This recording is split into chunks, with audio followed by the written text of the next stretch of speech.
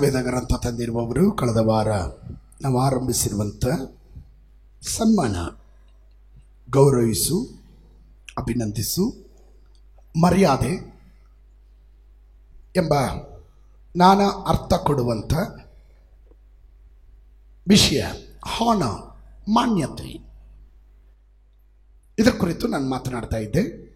ಅದಕ್ಕೆ ಆಧಾರ ವಾಕ್ಯ ನಾವು ಓದಿದ್ದು ಮತ್ತಾಯನು ಬರೆದಂಥ ಸುವಾರ್ತೆ 13ನೇ ಅಧ್ಯಾಯದ 54ನೇ ವಚನದಿಂದ 58ನೇ ವಚನದವರೆಗೂ ನಾವು ಓದಿದ್ವಿ. ಅಲ್ಲಿಂದನೇ ನಾವು ಪುನಃ ಆರಂಭಿಸುವಂತರಾಗಿರೋಣ. ತರುವಾಯ ಆತನು ತನ್ನ ಊರಿಗೆ ಬಂದು ಅಲ್ಲಿರುವ ಸಭಾಮಂದಿರದಲ್ಲಿರುವ ಜನರಿಗೆ ಉಪದೇಶ ಮಾಡುತ್ತಿದ್ದನು. ಅವರು ಕೇಳಿ ಅತ್ಯಾಶ್ಚರ್ಯಪಟ್ಟು, ಇವನಿಗೆ ಈ ಜ್ಞಾನವು, ಈ ಮಹತ್ಕಾರ್ಯಗಳು ಎಲ್ಲಿಂದ ಬಂದಿದ್ದಾವು? ಇವನು ಆ ಬಡಗಿಯ ಮಗನಲ್ಲವೇ? ಇವನ ತಾಯಿ ಮರಿಯಳೆಂಬವಳಲ್ಲವೇ? ಯಾಕೋಬ, ಯೋಸೇಫ, ಸೀಮೋನ, ಯೂದ ಇವರು ಇವನ ತಮ್ಮಂದಿರಲ್ಲವೇ? ಇವನ ತಂಗಿಯರೆಲ್ಲರೂ ನಮ್ಮಲ್ಲಿ ಇದ್ದಾರಲ್ಲವೇ? ಹಾಗಾದರೆ ಇವೆಲ್ಲ ಇವನಿಗೆ ಎಲ್ಲಿಂದ ಬಂದಾವು ಎಂದು ಮಾತಾಡಿಕೊಂಡು ಆತನ ವಿಷಯವಾಗಿ ಬೇಸರಗೊಂಡರು. ಆದರೆ ಯೇಸು ಅವರಿಗೆ, ಪ್ರವಾದಿಯು ಬೇರೆ ಎಲ್ಲಿದ್ದರೂ ಅವನಿಗೆ ಮರ್ಯಾದೆಯುಂಟು, ಆದರೆ ಸ್ವದೇಶದಲ್ಲಿಯೂ ಸ್ವಂತ ಮನೆಯಲ್ಲಿಯೂ ಮಾತ್ರ ಮರ್ಯಾದೆಯಿಲ್ಲ ಅಂದನು. ಅವರು ಆತನನ್ನು ನಂಬದೆ ಹೋದುದರಿಂದ ಆತನು ಅಲ್ಲಿ ಅನೇಕ ಮಹತ್ಕಾರ್ಯಗಳನ್ನು ಮಾಡಲಿಲ್ಲ. ಅವರು ಅವನನ್ನು ನಂಬದೆ ಹೋದುದರಿಂದ ಆತನು ಅಲ್ಲಿ ಅನೇಕ ಮಹತ್ಕಾರ್ಯಗಳನ್ನು ಮಾಡಲಿಲ್ಲ. ಯೇಸುವಿನ ಕುರಿತಾದಂಥ ಭಾಗ ತನ್ನ ಸ್ವಂತ ಊರಲ್ಲಿ, ಸ್ವಂತ ಪ್ರದೇಶದಲ್ಲಿ, ಸ್ವಂತ ಜನರ ಮಧ್ಯದಲ್ಲಿ ಸೇವೆ ಮಾಡಲಿಕ್ಕೆ ಬಂದಂಥ ಯೇಸುವನ್ನ ಜನ ತಾತ್ಸಾರ ಮಾಡುವಂಥ, ಇವನು ನಮ್ಮವನು, ಗೊತ್ತಿಲ್ವಾ, ಇವನು ಬಡಗಿಯ ಮಗನಲ್ವಾ? 12 ವರ್ಷದ ಬಾಲಕನಾಗಿರುವಾಗ ಒಮ್ಮೆ ಇವನನ್ನು ಕಂಡ್ರು. ಅನಂತರ ಇವನು 30 ವರ್ಷದವನಾದ ಮೇಲೆ ಸೇವೆಗೆ ಇಳಿದು ಬಂದ ನಂತರ ದೇವಾಲಯದಲ್ಲಿ ಇವನ ಪ್ರಸಂಗವನ್ನು ಕೇಳಿದಾಗ ಅವರು ಆಶ್ಚರ್ಯಪಟ್ಟರು. ಇಂಥ ಜ್ಞಾನ ಎಲ್ಲಿಂದ ಬಂತು ಇವನಿಗೆ? ಕೆಲವೊಮ್ಮೆ ಹೆಮ್ಮೆ ಪಡಬೇಕಾದ ಸಂದರ್ಭ. ನಮ್ಮ ಊರವನು, ನಮ್ಮ ದೇಶದವನು, ನಮ್ಮ ಸಭೆಯವರು ಒಂದು ಹೆಮ್ಮೆ ಪಡಬೇಕಾದ ಬದಲಾಗಿ ಇವರು ಬೇಸರಗೊಳ್ಳುತ್ತಾ ಇದ್ದಾರೆ. ಕಳೆದ ವಾರ ಇದರ ಕುರಿತು ನಾನು ಮಾತನಾಡಿದೆ. ಈ ವಾರ ಮುಂದಿನ ಭಾಗದ ಕಡೆಗೆ ನಾನು ಹೋಗ್ಲಿಕ್ಕೆ ಇಷ್ಟಪಡ್ತೇನೆ. ಆದ್ದರಿಂದ ಅದರ ಒಂದು ಕನೆಕ್ಟಿವಿಟಿಗೋಸ್ಕರ ನಾನು ಹೀಗೆ ಹೇಳ್ತೇನೆ. ಯೇಸು ಸ್ವಾಮಿ ತನ್ನ ಜೀವನದ ಮತ್ತಾಯನು ಬರೆದಂಥ ಸುವಾರ್ತೆ 13ನೇ ಅಧ್ಯಾಯ ಬರುವುದು ತನ್ನ ರಾಜ್ಯದ ಅಸ್ತಿತ್ವ ಮತ್ತು ತನ್ನ ರಾಜ್ಯ, ಪರಲೋಕ ರಾಜ್ಯ ಯಾವ ರೀತಿಯಲ್ಲಿ ಆಗಿರುತ್ತೆ ಎಂಬುದನ್ನು ತೋರಿಸುವಂಥ ಅಧ್ಯಾಯವಾಗಿರುತ್ತೆ 13ನೇ ಅಧ್ಯಾಯ. ಅದರಲ್ಲಿ 7 ಪ್ಯಾರಬಲ್ಸ್, 7 ಸಾಮ್ಯಗಳಿಂದ ತುಂಬಲ್ಪಟ್ಟಿದೆ. ಪರಲೋಕ ರಾಜ್ಯದ ಕುರಿತಾಗಿ ಮಾತನಾಡುವಂಥ 7 ಸಾಮ್ಯಗಳನ್ನು ಕುರಿತು ಕಾಣುತ್ತವೆ. ಮತ್ತಾಯನು ಬರೆದ ಸುವಾರ್ತೆ 5, 6, 7ನೇ ಅಧ್ಯಾಯದಲ್ಲಿ ಯೇಸು ಸ್ವಾಮಿ ತನ್ನ ಸೇವೆಯ ಮಿನಿಸ್ಟ್ರಿಯ ಫೌಂಡೇಶನ್ ಅನ್ನು, ಅಡಿಪಾಯವನ್ನು ಹಾಕಿ ಅಲ್ಲಿಂದ ಮೇಲಕ್ಕೆ ಬರ್ತಾ ಇದ್ದಾನೆ. 13ನೇ ಅಧ್ಯಾಯಕ್ಕೆ ಬಂದಾಗ ಆತನ ಅಸ್ತಿತ್ವದ ಕುರಿತು, ದೇವ ರಾಜ್ಯದ ಅಸ್ತಿತ್ವದ ಕುರಿತು ಮಾತನಾಡ್ತಾ ಇದ್ದಾನೆ. ಅನಂತರ ನಾವು ರೋಮಾಪುರದವರಿಗೆ ಬರೆದ ಪತ್ರಿಕೆ 13ನೇ ಅಧ್ಯಾಯಕ್ಕೆ ಹೋದ್ವಿ. ಅಲ್ಲಿ ಸನ್ಮಾನಕ್ಕೆ ಯೋಗ್ಯರಾದವರನ್ನು ಸನ್ಮಾನಿಸುವ ರೀತಿಯಲ್ಲೇ ಕಂದಾಯ ಕಟ್ಟಬೇಕಾದವರಿಗೆ ಕಂದಾಯ ಕಟ್ಟಬೇಕು, ಸುಂಕ ಕಟ್ಟಬೇಕಾದವರಿಗೆ ಸುಂಕ ಕೊಡಬೇಕು. ಆ ರೀತಿಯಲ್ಲಿ ಯಾರಿಗೆ ಭಯ ಪಡಬೇಕು ಅವರಿಗೆ ಭಯವನ್ನು, ಯಾರಿಗೆ ಮರ್ಯಾದೆಯನ್ನು ಅವರಿಗೆ ಮರ್ಯಾದೆಯನ್ನು ತೋರಿಸಬೇಕು, ಸಲ್ಲಿಸಬೇಕು ಎಂಬುದರ ಕುರಿತಾಗಿ ನಾನು ಮಾತನಾಡ್ತಾ ಬಂದೆ. ಹೀಗೆ ಯಾವ ಉತ್ತಮವಾದಂಥ ಮರ್ಯಾದೆಯ ಹಾನರ್ ನ ಬೀಜವನ್ನು ಬಿತ್ತುತ್ತಾರೋ ಅವರಿಗೆ ಆಶೀರ್ವಾದ ಇದೆ. ಯಾರಾದರೂ ಇದನ್ನು ದೇವರೇ ಅಪೇಕ್ಷೆ ಪಡುತ್ತಾನೆ ಎಂಬ ಕಾರ್ಯಗಳನ್ನು ನಾನು ನಿಮಗೆ ಸುವಿಸ್ತಾರವಾಗಿ ಕಳೆದ ವಾರ ಹೇಳಿದೆ.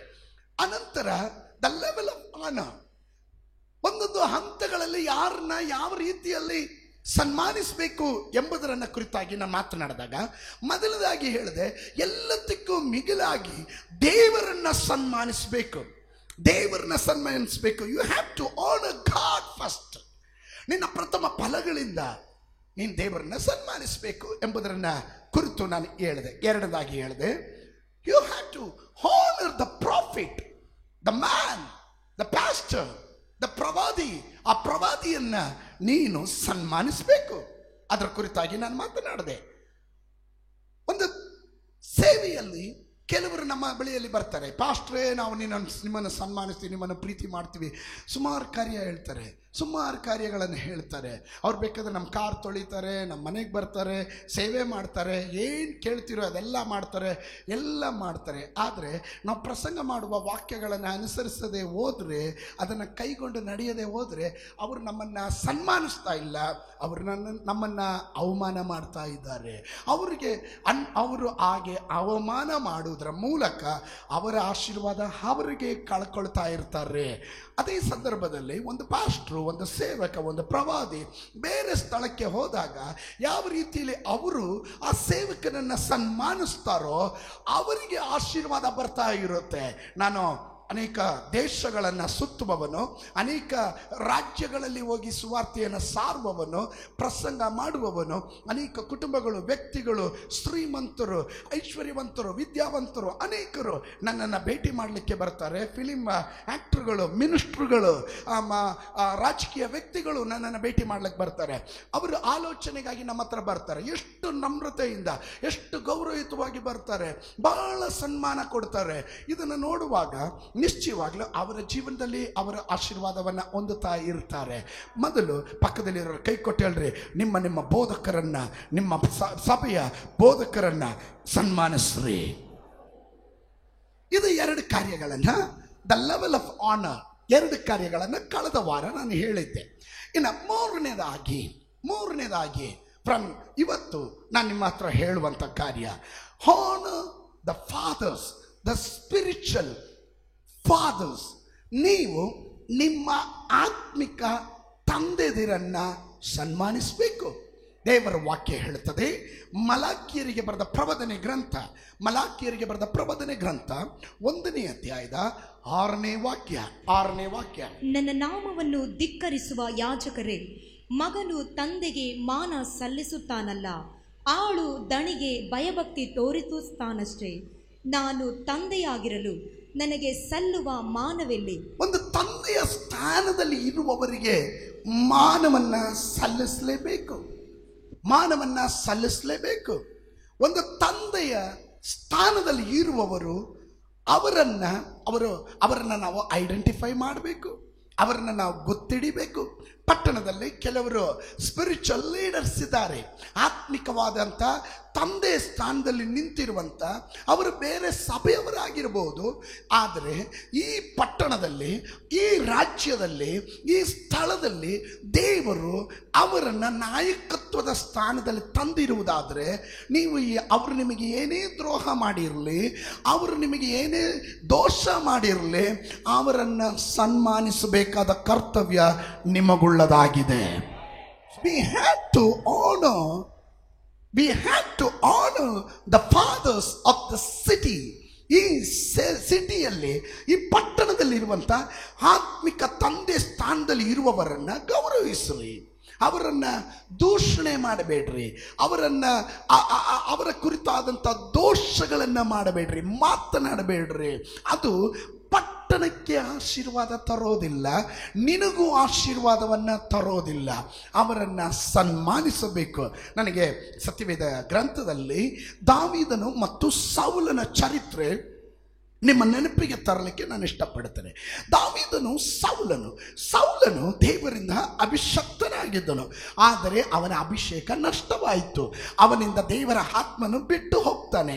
ಬಿಟ್ಟು ಹೋದ ನಂತರ ಆತನು ಅಭಿಷಕ್ತನಾದ ದಾವೀದನಿಗೆ ವಿರುದ್ಧವಾಗಿ ನಾನಾ ವಿಧದಲ್ಲಿ ಉಪದ್ರವಗಳನ್ನು ಮಾಡ್ತಾ ಬರ್ತಾ ಇದ್ದಾನೆ. ಎಷ್ಟು ಉಪದ್ರವ ಮಾಡಿದ್ರು ದಾವೀದನು ತಿರುಗಿ ಅವರಿಗೆ ಉಪದ್ರವ ಮಾಡಲಿಲ್ಲ, ಸೌಲನಿಗೆ ಉಪದ್ರವ ಮಾಡಲಿಲ್ಲ.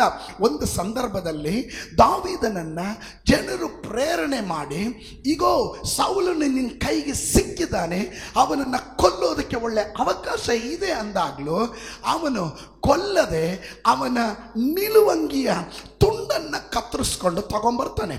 ನಿಲುವಂಗಿಯ ತುಂಡನ್ನ ಕತ್ತರಿಸ್ಕೊಂಡು ಬರುವಾಗ ಆ ನಂತರ ದಾವೀದನು ಅದಕ್ಕೂ ಸಹ ಪಶ್ಚಾತ್ತಾಪ ಪಡ್ತಾನೆ. ಅದಕ್ಕೂ ಸಹ ಅವನು ಹೇಳ್ತಾನೆ, ನಾನು ಈಗ ಮಾಡಬಾರ್ದಾಗಿತ್ತು, ನಾನು ತಪ್ಪು ಮಾಡಿಬಿಟ್ಟೆ, ಅಭಿಷಕ್ತನಿಗೆ ವಿರುದ್ಧವಾಗಿ ನಾನು ಕೈ ಎತ್ತಬಾರ್ದಾಗಿತ್ತು.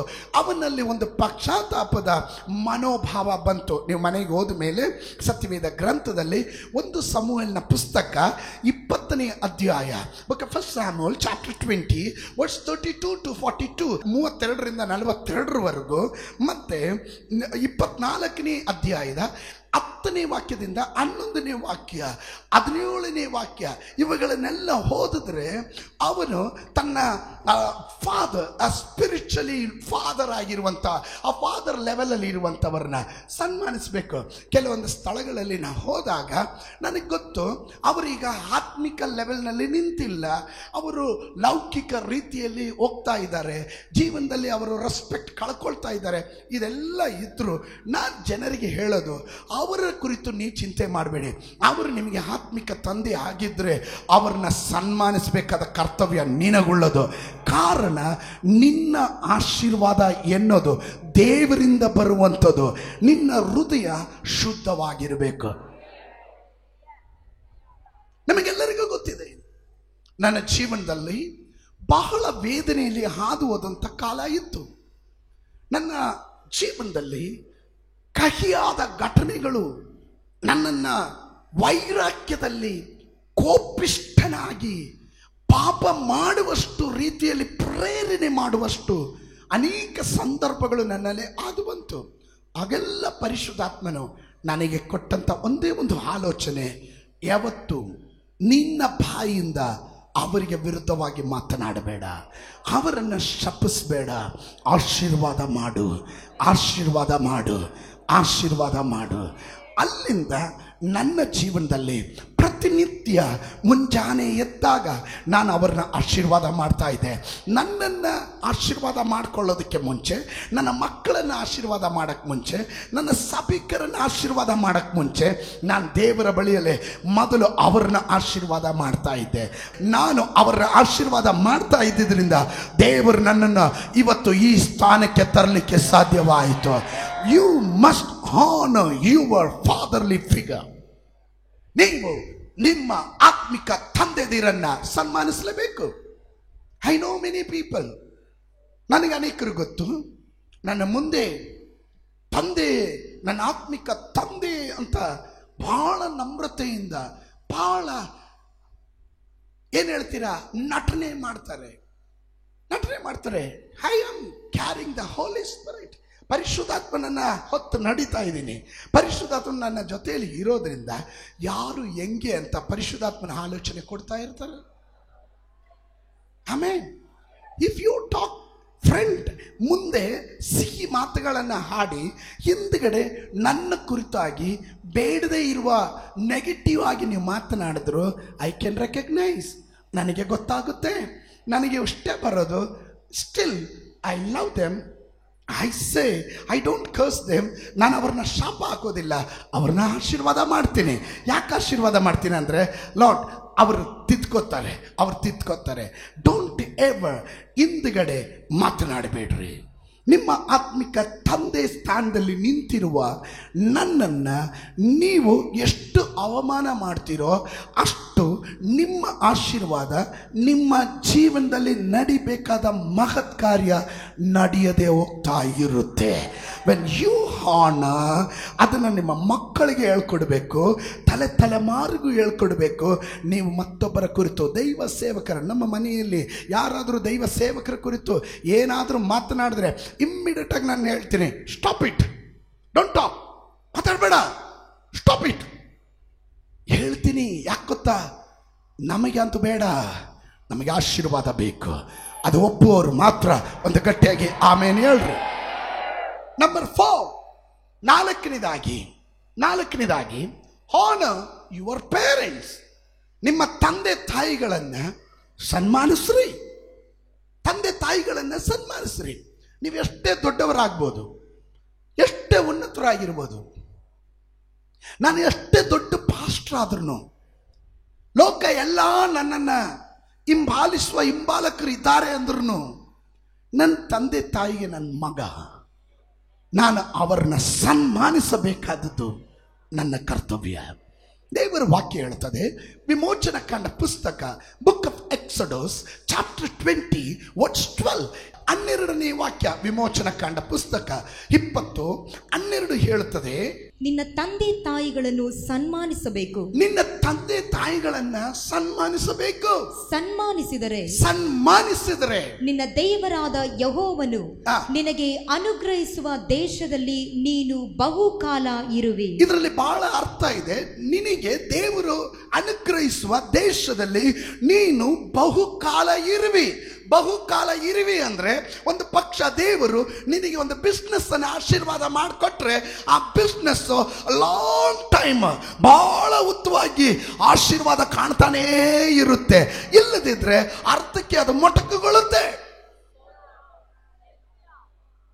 ನಿನ್ನ ಆಯುಸ್ಸು, ನಿನ್ನ ಆರೋಗ್ಯ, ನಿನ್ನ ಸಂಪತ್ತು, ನಿನ್ನ ಮಿನಿಸ್ಟ್ರಿ, ನಿನ್ನ ಸೇವೆ ಯಾವುದಾದ್ರೂ ಉದ್ದಕ್ಕೆ ಅದು ನಿಲ್ಲಬೇಕಾದ್ರೆ ಪ್ಲೀಸ್ ಯೌವನಸ್ಥರು, ತಂದೆ ತಾಯಿಗಳನ್ನ ನೀವು ಸನ್ಮಾನಿಸಲೇಬೇಕು. ಹೆಚ್ಚು ಕಾಲ ನೀವು ಬದುಕಬೇಕಾದ್ರೆ, ನಿಮ್ಮ ಮಿನಿಸ್ಟ್ರಿ ನಿಲ್ಲಬೇಕಾದ್ರೆ. ನಾನು ಹೇಳೋದು ನಿಮ್ಗೆ ಅರ್ಥ ಆಗ್ತಾ ಇದೆ? ನೀವು ಎಷ್ಟೇ ದೊಡ್ಡವರಾಗಿರ್ಬೋದು, ನೀವು ಒಂದು ತಂದೆಗೆ ತಾಯಿಗೆ, ನಿಮಗೆ ತಂದೆ ತಾಯಿ ಜೀವಂತವಾಗಿ ಇಲ್ಲದಿದ್ರೆ ಆ ಪ್ರಾಯದಲ್ಲಿ ಇರುವವರನ್ನ ಗೌರವಿಸ್ರಿ. ಐ ವಿಲ್ ಕಮ್ ಬ್ಯಾಕ್ ಅಲ್ಲಿಗೆ ನಾನು ಬರ್ತೀನಿ. ನೀವು ಗೌರವಿಸ್ರಿ, ಅವ್ರನ್ನ ಸನ್ಮಾನ ಮಾಡ್ರಿ. ಮೇ ಬಿ ಅವ್ರಿಗೆ ನಿಮ್ಮಷ್ಟು ವಿದ್ಯಾಭ್ಯಾಸ ಇರಲ್ಲ, ನಿಮ್ಮಷ್ಟು ಡ್ರೆಸ್ ಕೋಡ್ ಅವರಿಗೆ ಗೊತ್ತಿರಲ್ಲ. ಒಂದು ಪಕ್ಷ ನೀವು ಫೇಶಿಯಲ್ ಮಾಡ್ಕೊಂಡಂಗೆ ಅವ್ರು ಯಾವ ಫೇಶಿಯಲ್ ಮಾಡಲ್ಲ. ನೀವು ಹಲ್ ಕ್ಲೀನ್ ಮಾಡಿಸ್ಕೊಂಡಂಗೆ ಅವರು ಒಂದು ಪಕ್ಷ ಹಲ್ ಕ್ಲೀನ್ ಮಾಡಿಸ್ಕೊಳಕ್ ಗೊತ್ತಿಲ್ದಿರೇ ಇರಬಹುದು. ಅವರನ್ನ ಆಳಿಸ್ಬೇಡ್ರಿ, ಅವರನ್ನ ಸನ್ಮಾನಿಸ್ರಿ. ತಂದೆ ತಾಯಿಗಳನ್ನ ಸನ್ಮಾನಿಸಬೇಕು ಎಂಬುದು ದೇವರ ಆಜ್ಞೆಯಾಗಿದೆ. If you honour God, you must honour your parent. ಕೆಲವರು ಮಕ್ಕಳು ಅಪ್ಪನ ಆಸ್ತಿಗೋಸ್ಕರ ಮಾತ್ರ ಅಪ್ಪನ ಪ್ರೀತಿ ಮಾಡೋರಿದ್ದಾರೆ. ಏನೋ ಅಪ್ಪನಿಂದ ನನಗೆ ಅದು ಸಿಗುತ್ತೆ ಅನ್ನೋ ಕಾರಣದಿಂದ. No, don't do that. ಮಾಡಬೇಡ್ರಿ.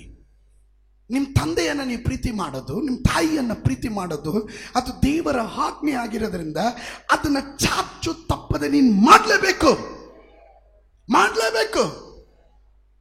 ಅವರ ಸೇವೆ ಮಾಡಬೇಕು. ನಾನು ರಕ್ಷಣೆ ಮಾರ್ಗಕ್ಕೆ ಬರೋದಕ್ಕೆ ಮುಂಚೆ ಚಿಕ್ಕ ಹುಡುಗನಾಗಿರುವಾಗ ನನಗೆ ಯಾರು ಹೇಳ್ಕೊಡ್ತಾ ಇರಲಿಲ್ಲ. ಅವತ್ತು ನನಗೆ ಗೊತ್ತಿದ್ದಂಥ ಒಂದೇ ಒಂದು ಪಾಠ, ತಾಯಿ ಮೊದಲನೇ ದೇವರು, ತಂದೆ ಎರಡನೇ ದೇವರು, ಗುರು ಮೂರನೇ ದೇವರು, ನಾಲ್ಕನೇದಾಗಿ ದೇವರು ಬರೋದು ಅಂತ. ಆದ್ರಿಂದ ನಾನು ಶಾಲೆಗೆ ಹೋಗೋದಕ್ಕೆ ಮುಂಚೆ ನನ್ನ ತಂದೆ ತಾಯಿ ಕಾಲಿಗೆ ನಮಸ್ಕಾರ ಮಾಡಿ ಆಶೀರ್ವಾದ ತಗೊಂಡು ಹೋಗ್ತಾ ಇದ್ದೆ. ಈಗ ಮಾಡಬೇಕು ಅಂತ ನಾನು ಹೇಳಲ್ಲ, ಈಗ ನಾನು ಮಾಡೋದೂ ಇಲ್ಲ.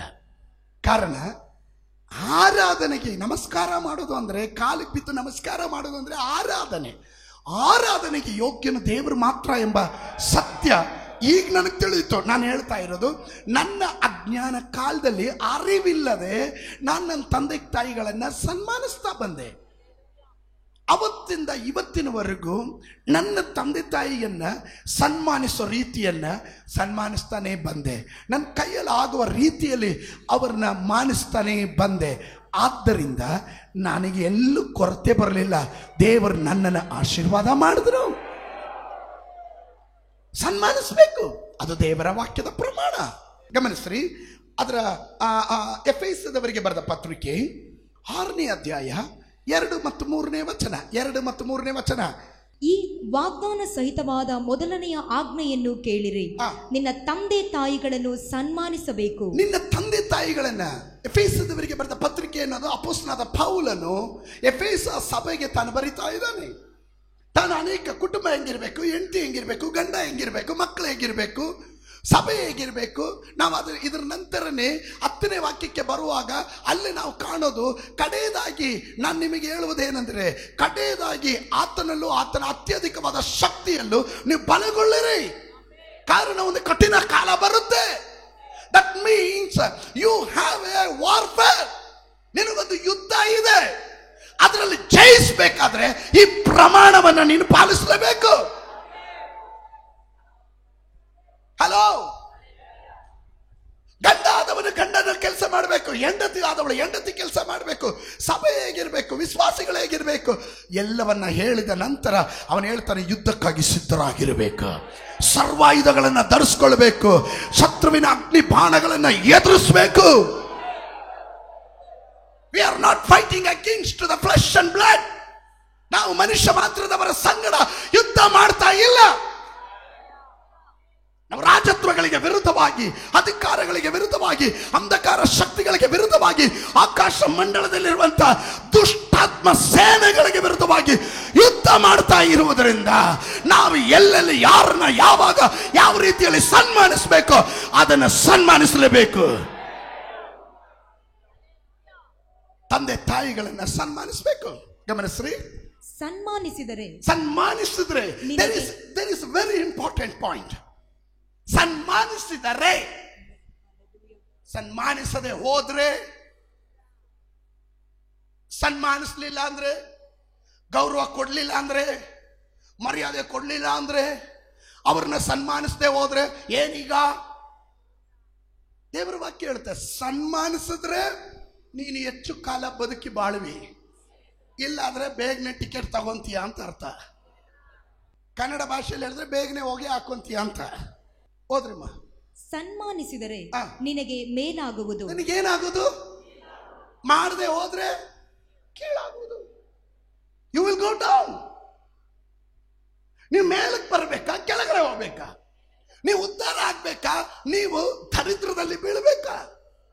ನಿಮ್ ಜೀವನ ಆಶೀರ್ವಾದಕರವಾಗಿರ್ಬೇಕಾ?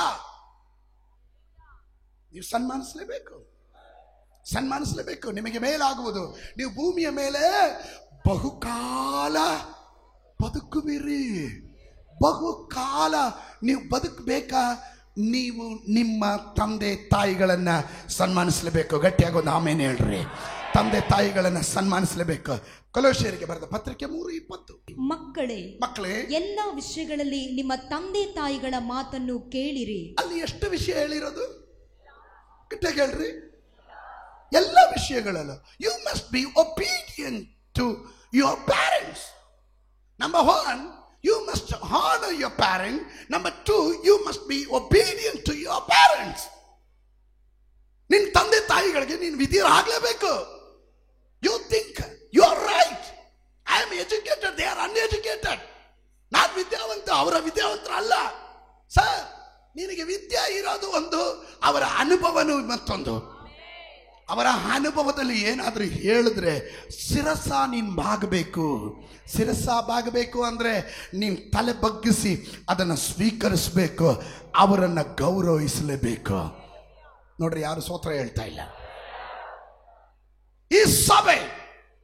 ಈ ಸಭೆ ಆ ಕಾರ್ಯದಲ್ಲಿ ನಾವು ಎಲ್ಲೂ ಹೊಂದಾಣಿಕೆ ಮಾಡ್ಕೊಳ್ಳೋದಿಲ್ಲ. ಸನ್ಮಾನಿಸಬೇಕು ಎಂಬುದು ದೇವರ ಪ್ರಮಾಣವಾದರೆ ಸನ್ಮಾನಿಸಲೇಬೇಕು. ಆಮೇನ್, ಆಮೇನ್. ಸನ್ಮಾನಿಸಬೇಕು.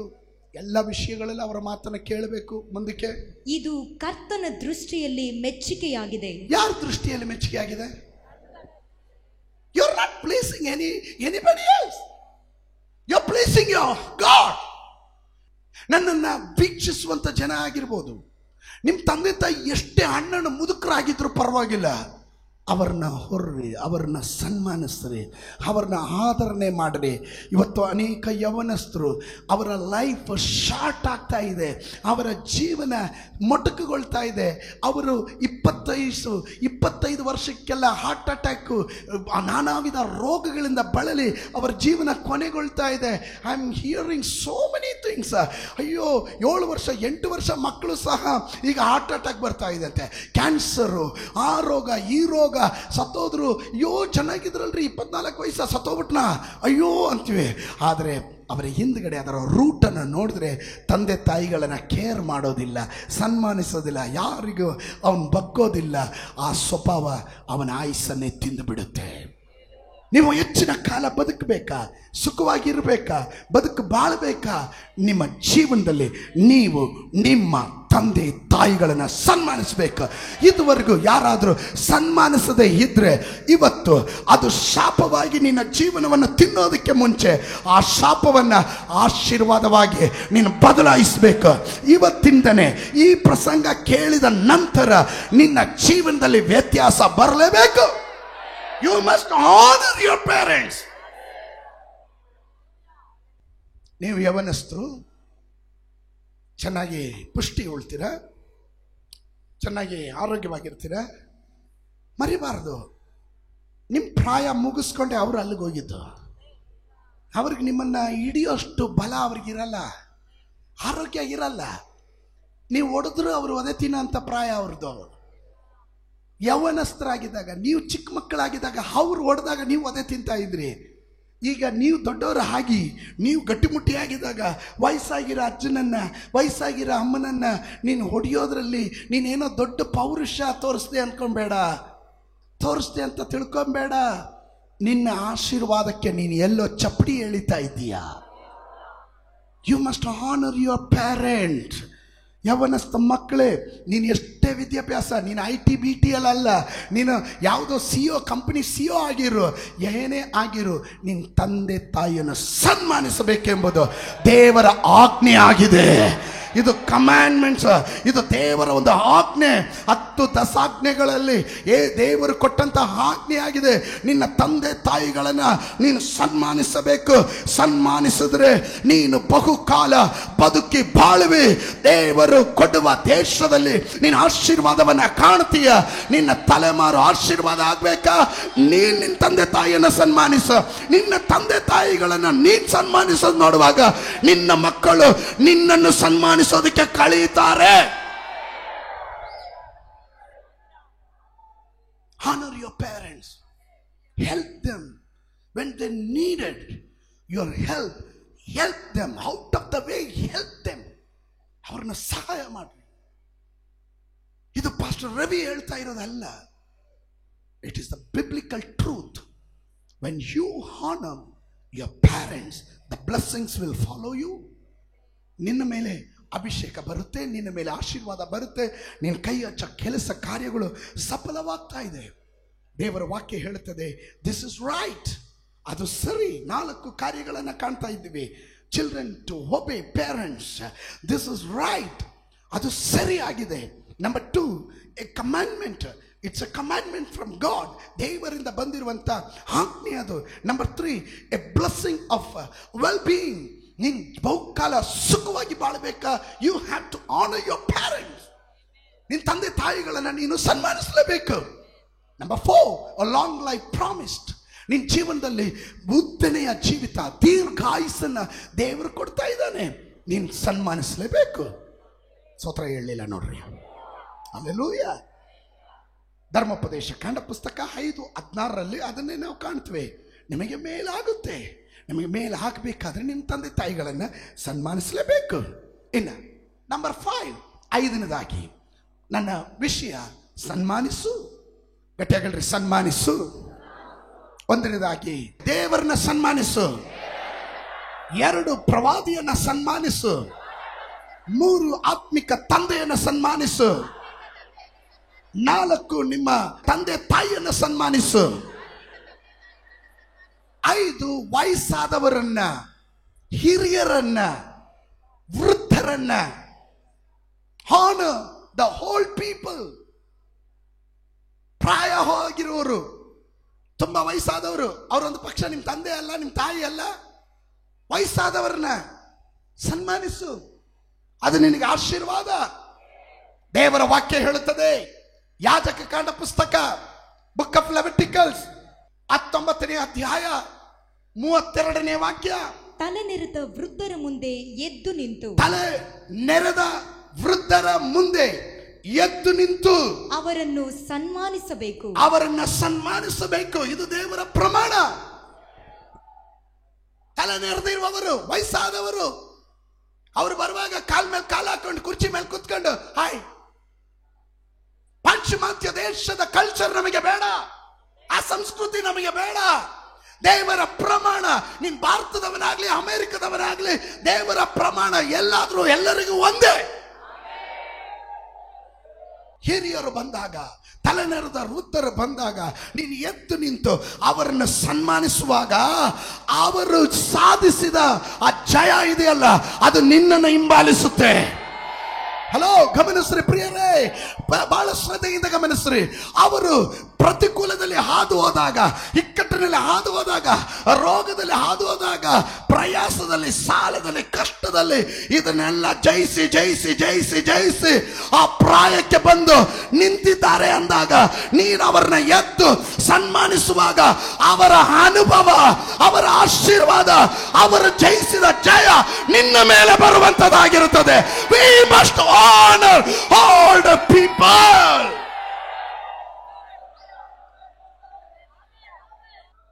ಸನ್ಮಾನಿಸಲೇಬೇಕು. ಅವರಿಗೆ ಹೇಸಿಗೆ ಪಡಬೇಡ್ರಿ.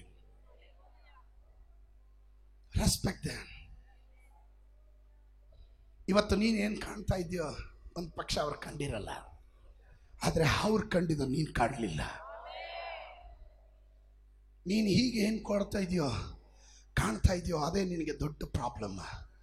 ಬಟ್ ಇದಕ್ಕಿಂತ ತಾತನಂತ ಪ್ರಾಬ್ಲಮ್ ಅನ್ನ ಗೆದ್ದು ಅವರು ಬಂದಿದ್ದಾರೆ. ಅವ್ರ ಮುಂದೆ ನೀನು ಕುತ್ಕೊಂಡ್ರೆ ಅವ್ರನ್ನ ನೀನು ಅವಮಾನ ಮಾಡ್ತಾ ಇದೀಯ. ಅವ್ರಿಗೆ ಇದ್ದಂಥ ಜಯ ನಿನ್ನ ಮೇಲೆ ಬರೋದಿಲ್ಲ.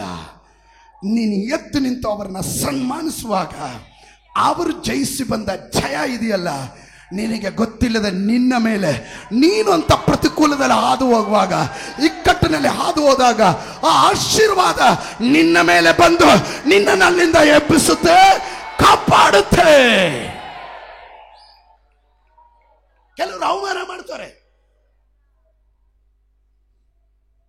ಒಮ್ಮೆ ಎಲೀಷ, ಸೇವೆ ಮಾಡ್ತಾ ಇರುವಂತ ಎಲೀಷ, ಅಭಿಷಕ್ತನಾದ ಎಲೀಷ, ಪ್ರವಾದಿಯಾದಂತ ಎಲೀಷ, ತಾನು ಸೇವೆ ಮಾಡ್ತಿರುವಂಥ ಕಾಲದಲ್ಲಿ ಸ್ವಲ್ಪ ಯವನಸ್ಥರು ಅವನನ್ನು ರೇಗಿಸ್ತರು. ಹೇಗೆ ರೇಗಿಸ್ತರು? ಏನು ರೇಗಿಸ್ತರು? ಸೋತ್ರ. ನಾವು ಇಂಗ್ಲೀಷಲ್ಲಿ ಹೇಳಿದ್ರೆ ಬಾಲ್ಡೆಡ್ ಅಂತ. ಸೋತ್ರ. ಬೋಳು ಮಂಡೆಯವನೇ, ಬೋಳು ಮಂಡೆಯವನೇ.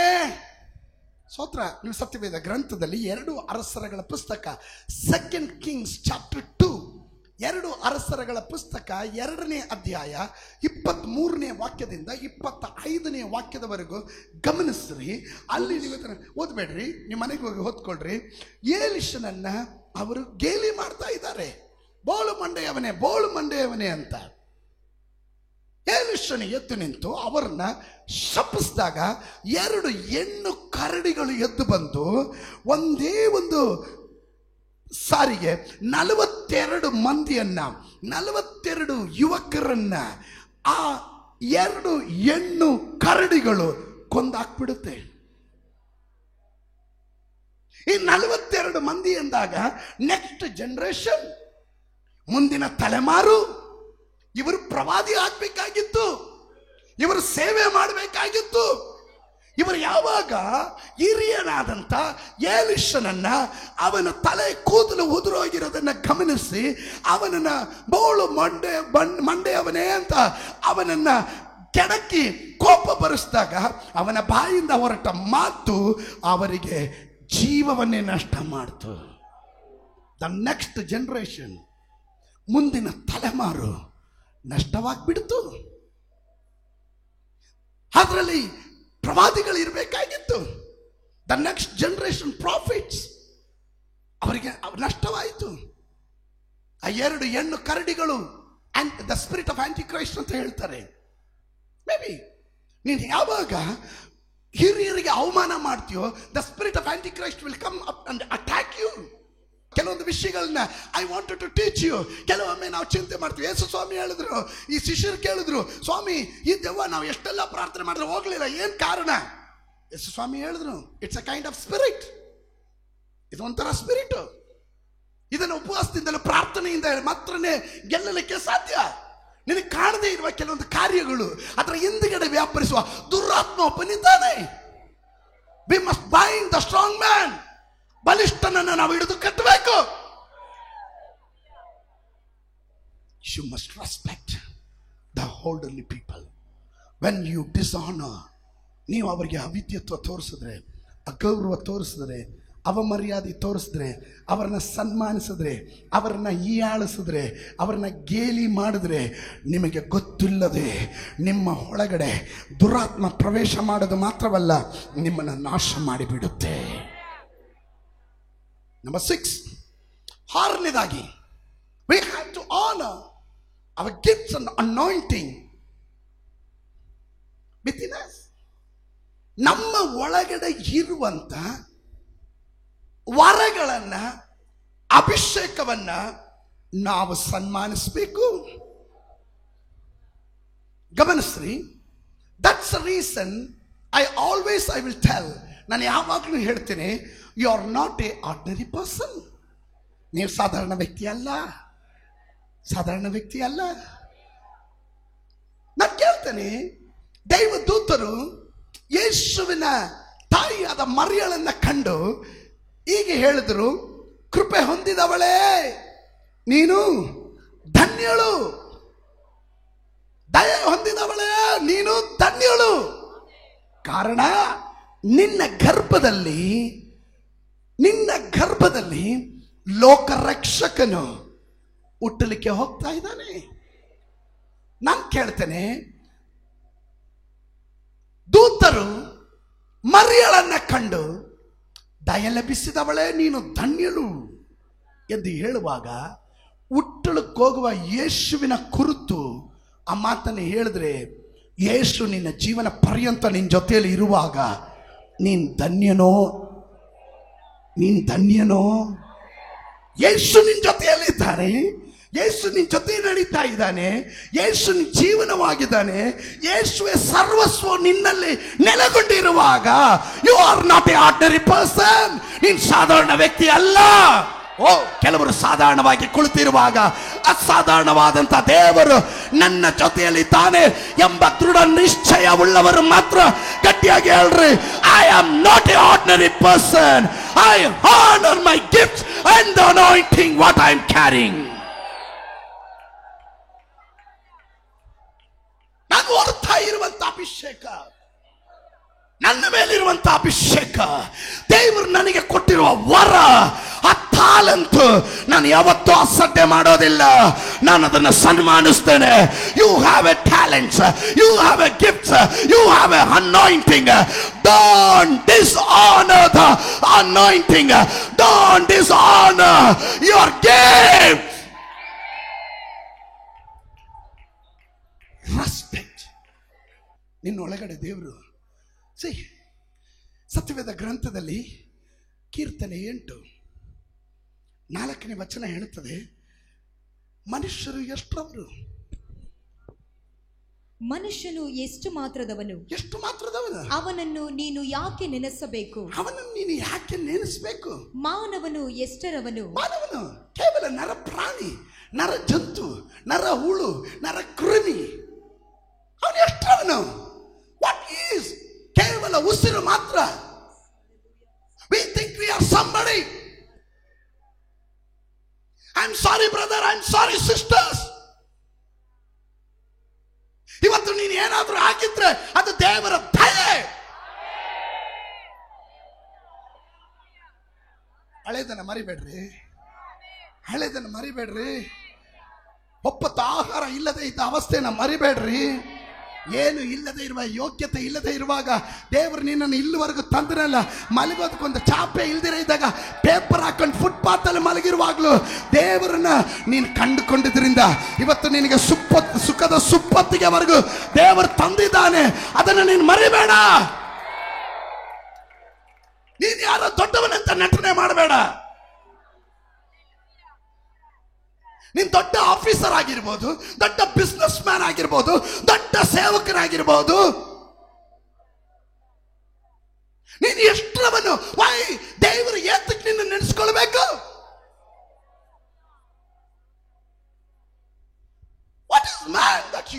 heart, mindful of him and the Son of Man that you visit him.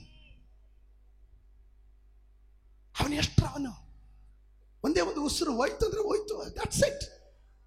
ಎಷ್ಟೋ ರಾಜಾರೋಷವಾಗಿ ಪೌರುಷ ಮೆರೆದವಂತ ವೀರಾದಿ ವೀರರು ಮಣ್ಣು ಪಾಲಾಗಬಿಟ್ರು. ಪರಾಕ್ರಮಶಾಲಿಗಳೇ, ನೀವು ಹೇಗೆ ಹತರಾದಿರಿ. ಸಮುವೇಲನ ಪುಸ್ತಕದಲ್ಲಿ ನಾವು ಕಾಣ್ತೇವೆ, ಐ ಥಿಂಕ್ 2:27 ಅಂತ ಕಾಣ್ತೇವೆ. ವೀರಾದಿ ವೀರರು ಪರಾಕ್ರಮಶಾಲಿಗಳಲ್ಲ, ಮಣ್ಣು ಮುಕ್ಬಿಟ್ರು. ಕೆಲವರಿಗೆ ಏನು ಇಲ್ದಿರ ಇರೋರು ನೋಡ್ರಿ, ನಾನು ಹೇಳ್ತೀನಿ, ನಿಜವಾಗ್ಲೂ ಹೇಳ್ತೀನಿ, ಈ ಹುಟ್ಟದಾಗಿಂದ ಶ್ರೀಮಂತ ಕುಟುಂಬದಲ್ಲಿ ಹುಟ್ಟು ಬಂದಿರೋರು ಅವ್ರಿಗೆ ದರ್ಪ ಅನ್ನೋದೇ ಇರಲ್ಲ. ಈ ಮಧ್ಯದಲ್ಲಿ ಯಾರಾದ್ರೂ ಏನೋ ಸಿಕ್ಬಿಡುತ್ತಲ್ಲ, ನಮ್ಮಲ್ಲಿ ಹೇಳ್ತಾರೆ ಈ ಅಲ್ಪನಿಗೆ ಐಶ್ವರ್ಯ ಸಿಕ್ಕಿದ್ರೆ ಅರ್ಧ ರಾತ್ರಿಯಲ್ಲಿ ಕೊಡೆ ಹಿಡ್ದ ಅಲ್ಲ ಟಾರ್ಚ್ ಹಿಡ್ದ ಅಂತ. ಸ್ತೋತ್ರ. See, if you are born a rich family, you know, ನಿಮ್ಗೆ ಗೊತ್ತಿದೆ. ಮಧ್ಯದಲ್ಲಿ ಬಂದ್ಬಿಟ್ಟು ಸುಮ್ಗೆ ಏನೋ ತೋರ್ಸಕ್ ಹೋಗ್ಬೇಡ್ರಿ. ಏನಾದ್ರೂ ಆಗಿದ್ರೆ ಅದಕ್ಕೆ ಕೃಪೆ ಅಂತ ಹೇಳ್ರಿ. ಅಲ್ಲಿ ತಗ್ಗುವ ಮನಸ್ಸನ್ನು ತೋರಿಸ್ರಿ. ನಿಮ್ಮ ಒಳಗಡೆ ಇರುವಂತ ವರ ಇದೆಯಲ್ಲ, ಅದು ಶ್ರೇಷ್ಠವಾದದ್ದು. ಕೆಲವರು ರಕ್ಷಣೆ ಹೊಂದಿರ್ತಾರೆ, ದೀಕ್ಷಾಸ್ಥಾನ ಹೊಂದಿರ್ತಾರೆ, ಅವರು ಹಳೆ ಪಾರಂಪರೆ ಬಿಟ್ಟಿರ್ತಾರೆ, ಮನೆತನ ಬಿಟ್ಟಿರ್ತಾರೆ, ಎಲ್ಲ ದೇವರ ಕೃಪೆಯಲ್ಲಿ ಬೆಳೆದು ಬರ್ತಾರೆ. ಇವರು ಸಮರ್ಪಿಸಲ್ಪಟ್ಟ ರೀತಿಯಲ್ಲಿ ದೇವರು ಅವರನ್ನ ಸನ್ಮಾನಿಸ್ತಾ ಬರ್ತಾ ಇರ್ತಾರೆ, ಇವರು ದೇವರನ್ನ ಸನ್ಮಾನಿಸ್ತಾ ಇರ್ತಾರೆ. ಆ ಟೈಮಲ್ಲಿ ಸ್ವಲ್ಪ ವೆಯ್ಟು ಸ್ವಲ್ಪ ಬಾಡಿ ಪರ್ಸನಾಲಿಟಿ ಎಲ್ಲ ಬಂದು ಸ್ವಲ್ಪ ಡ್ರೆಸ್ ಕೋಡ್ ಎಲ್ಲ ಚೇಂಜ್ ಆಗಿ ಹಣ ಗಿಣ ಎಲ್ಲ ಜನ ಅಂತ ಇದ್ರೆ ಅವಾಗ ಹೇಳೋದು, ನಾನು ಯಹೂದ ಕುಟುಂಬದಲ್ಲೇ ಹುಟ್ಟು ಬೆಳೆದವನು. ಸ್ತೋತ್ರ.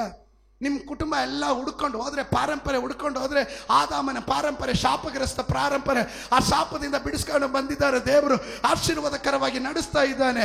ನಿನಗೇನಾದರೂ ಇವತ್ತು ಬಿಸ್ನೆಸ್ ಕೊಟ್ಟಿರೋದು ದೇವರು, ಕೆಲಸ ಕೊಟ್ಟಿರೋದು ದೇವರು, ನಿನಗೆ ಆ ಸ್ಥಾನ ಕೊಟ್ಟಿರೋದು ದೇವರು, ನಿನಗೆ ಆ ವರ ಕೊಟ್ಟಿರೋದು ದೇವರು. ಆ ದೇವರನ್ನ, ನಿನ್ನ ಒಳಗಡೆ ಇರುವಂತ ವರವನ್ನ ಅವಹೇಳನ ಮಾಡಬೇಡ, ಅಸಡ್ಡೆ ಮಾಡಬೇಡ. ನಿನಗೆ ಕೊಟ್ಟಿರೋ ತಾಲಂತು, ನಿನಗೆ ಕೊಟ್ಟಿರೋ ಅಭಿಷೇಕ, ನಿನಗೆ ಕೊಟ್ಟಿರೋ ಕೃಪೆಯನ್ನ ತಾಳ್ಮೆಯಿಂದ, ತಗ್ಗುವ ಮನಸ್ಸಿನಿಂದ ಅದನ್ನು ಸನ್ಮಾನಿಸು.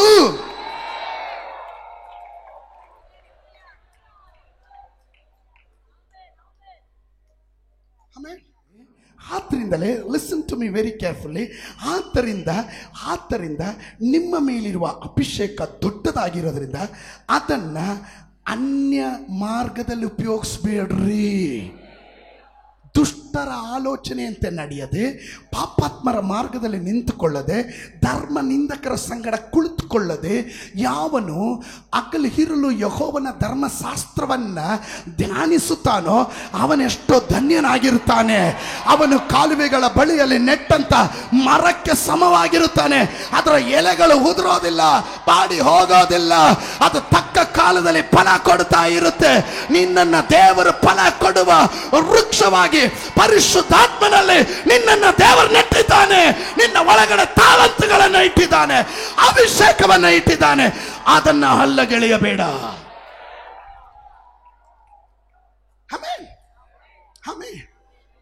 ಕೆಲವರು ಸಭೆ ಒಳಗಡೆ ಬರ್ತಾರೆ, ಸಭೆಯಿಂದ ಜ್ಞಾನವನ್ನು ಹೊಂದ್ಕೋತಾರೆ, ಲೌಕಿಕರ ಮುಂದೆ ಹೋಗಿ ಅವರು ಜ್ಞಾನಿಗಳಾಗಿ ಮೆರೀತಾರೆ.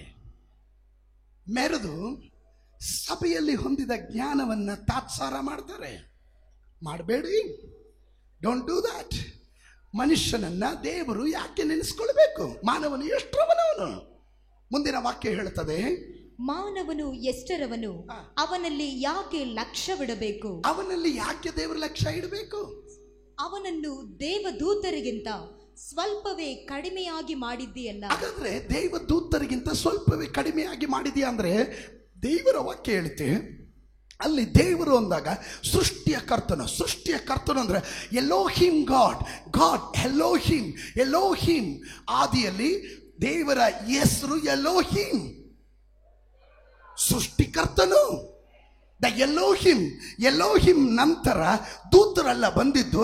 ಆ ಸ್ಥಾನದಲ್ಲಿ ನಾವು ಯಾವ ಯೋಗ್ಯತೆ ಇಲ್ಲದ ನಮ್ಮನ್ನ ದೇವರ ನಂತರದ ಸ್ಥಾನದಲ್ಲಿ ದೇವರು ನಮ್ಮನ್ನ ತಗೊಂಬಂದು ನಿಲ್ಲಿಸಿದ್ದಾನೆ.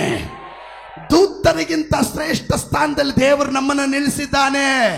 ಆದ್ದರಿಂದ ಇಲ್ಲಿ ಕಾಣುವ ಅಲ್ಪ ಕಾರ್ಯದಲ್ಲಿ ನೀನು ಜಂಬ ಕೊಚ್ಕೊಬೇಡ, ನೀನು ಒಣ ಹೆಮ್ಮೆ ತೋರಿಸ್ಬೇಡ. ಅದರಲ್ಲಿ ನಿನ್ನ ಟ್ಯಾಲೆಂಟ್ಗಳನ್ನ, ನಿನ್ನ ಅಭಿಷೇಕವನ್ನ, ನಿನ್ನ ವರಗಳನ್ನ ಅಸಡ್ಡೆ ಮಾಡಬೇಡ.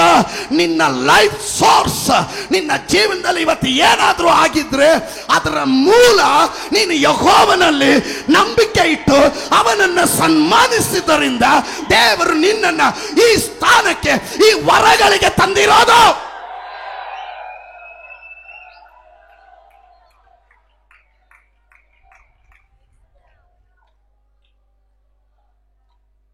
ಮುಂದಿನ ಭಾಗ, ಪ್ರಭಾವವನ್ನು ಮಾನವನ್ನು ಅವನಿಗೆ ಕಿರೀಟವಾಗಿ ಇಟ್ಟಿ. ನೋಡ್ರಿ, the glory and the honour God crowned, ನಿನಗೆ ಕಿರೀಟವಾಗಿ ದೇವರಿಟ್ಟಿದ್ದಾನೆ. Especially sisters, listen to me. Sister, brothers, listen to me, listen to me, listen to me. ಗಮನ ಇಟ್ಟು ಕೇಳ್ರಿ. ನನ್ನ ಮೇಲೆ ದೇವರು ತನ್ನ ಸನ್ಮಾನವನ್ನ, ತನ್ನ ಪ್ರಭಾವವನ್ನ, ದ ಗ್ಲೋರಿಯನ್ನ ಕಿರೀಟವಾಗಿ ನನ್ನ ಮೇಲೆ ಇಟ್ಟಿದ್ದಾನೆ.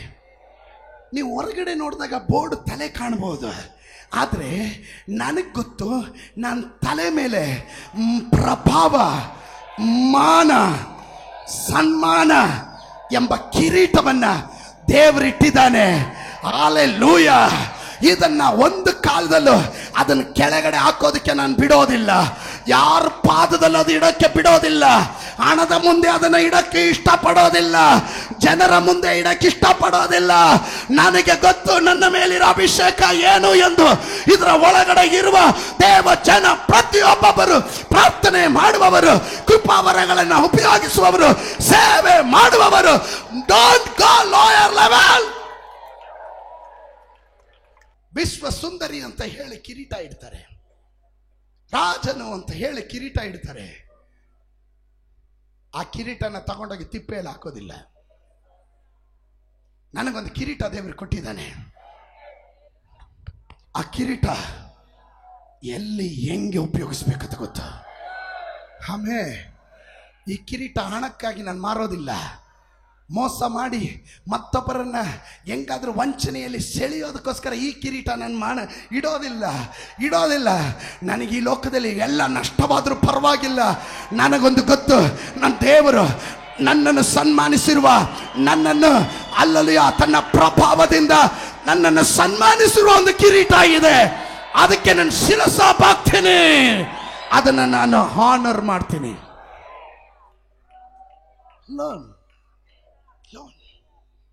ಸತ್ಯವೇದ ಗ್ರಂಥದಲ್ಲಿ ಮುಂದಿನ ಭಾಗ ಹೋದ್ರಿ, ನೀನು ಸೃಷ್ಟಿಸಿದ ಎಲ್ಲ ವಸ್ತುಗಳ ಮೇಲೆ ಪ್ರಭುತ್ವವನ್ನು ಅವನಿಗೆ ಅನುಗ್ರಹಿಸಿದ್ದಿ. ಎಲ್ಲ ವಸ್ತುಗಳ ಮೇಲೆ. Listen to me. What you are carrying the anointing, it is not a ordinary anointing. ನೀನು ಹೊರತಾ ಇರುವಂತ ವರ ಇದೆಯಲ್ಲ, ಅಭಿಷೇಕ ಇದೆಯಲ್ಲ, ದೇವರು ಸೃಷ್ಟಿಸಿರುವ ಎಲ್ಲದರ ಮೇಲೆ ಪ್ರಭುತ್ವವನ್ನ ಸಾಧಿಸುವ ಆ ಕಿರೀಟವನ್ನ ನಿನ್ನ ಮೇಲೆ ಇಟ್ಟಿರೋದು.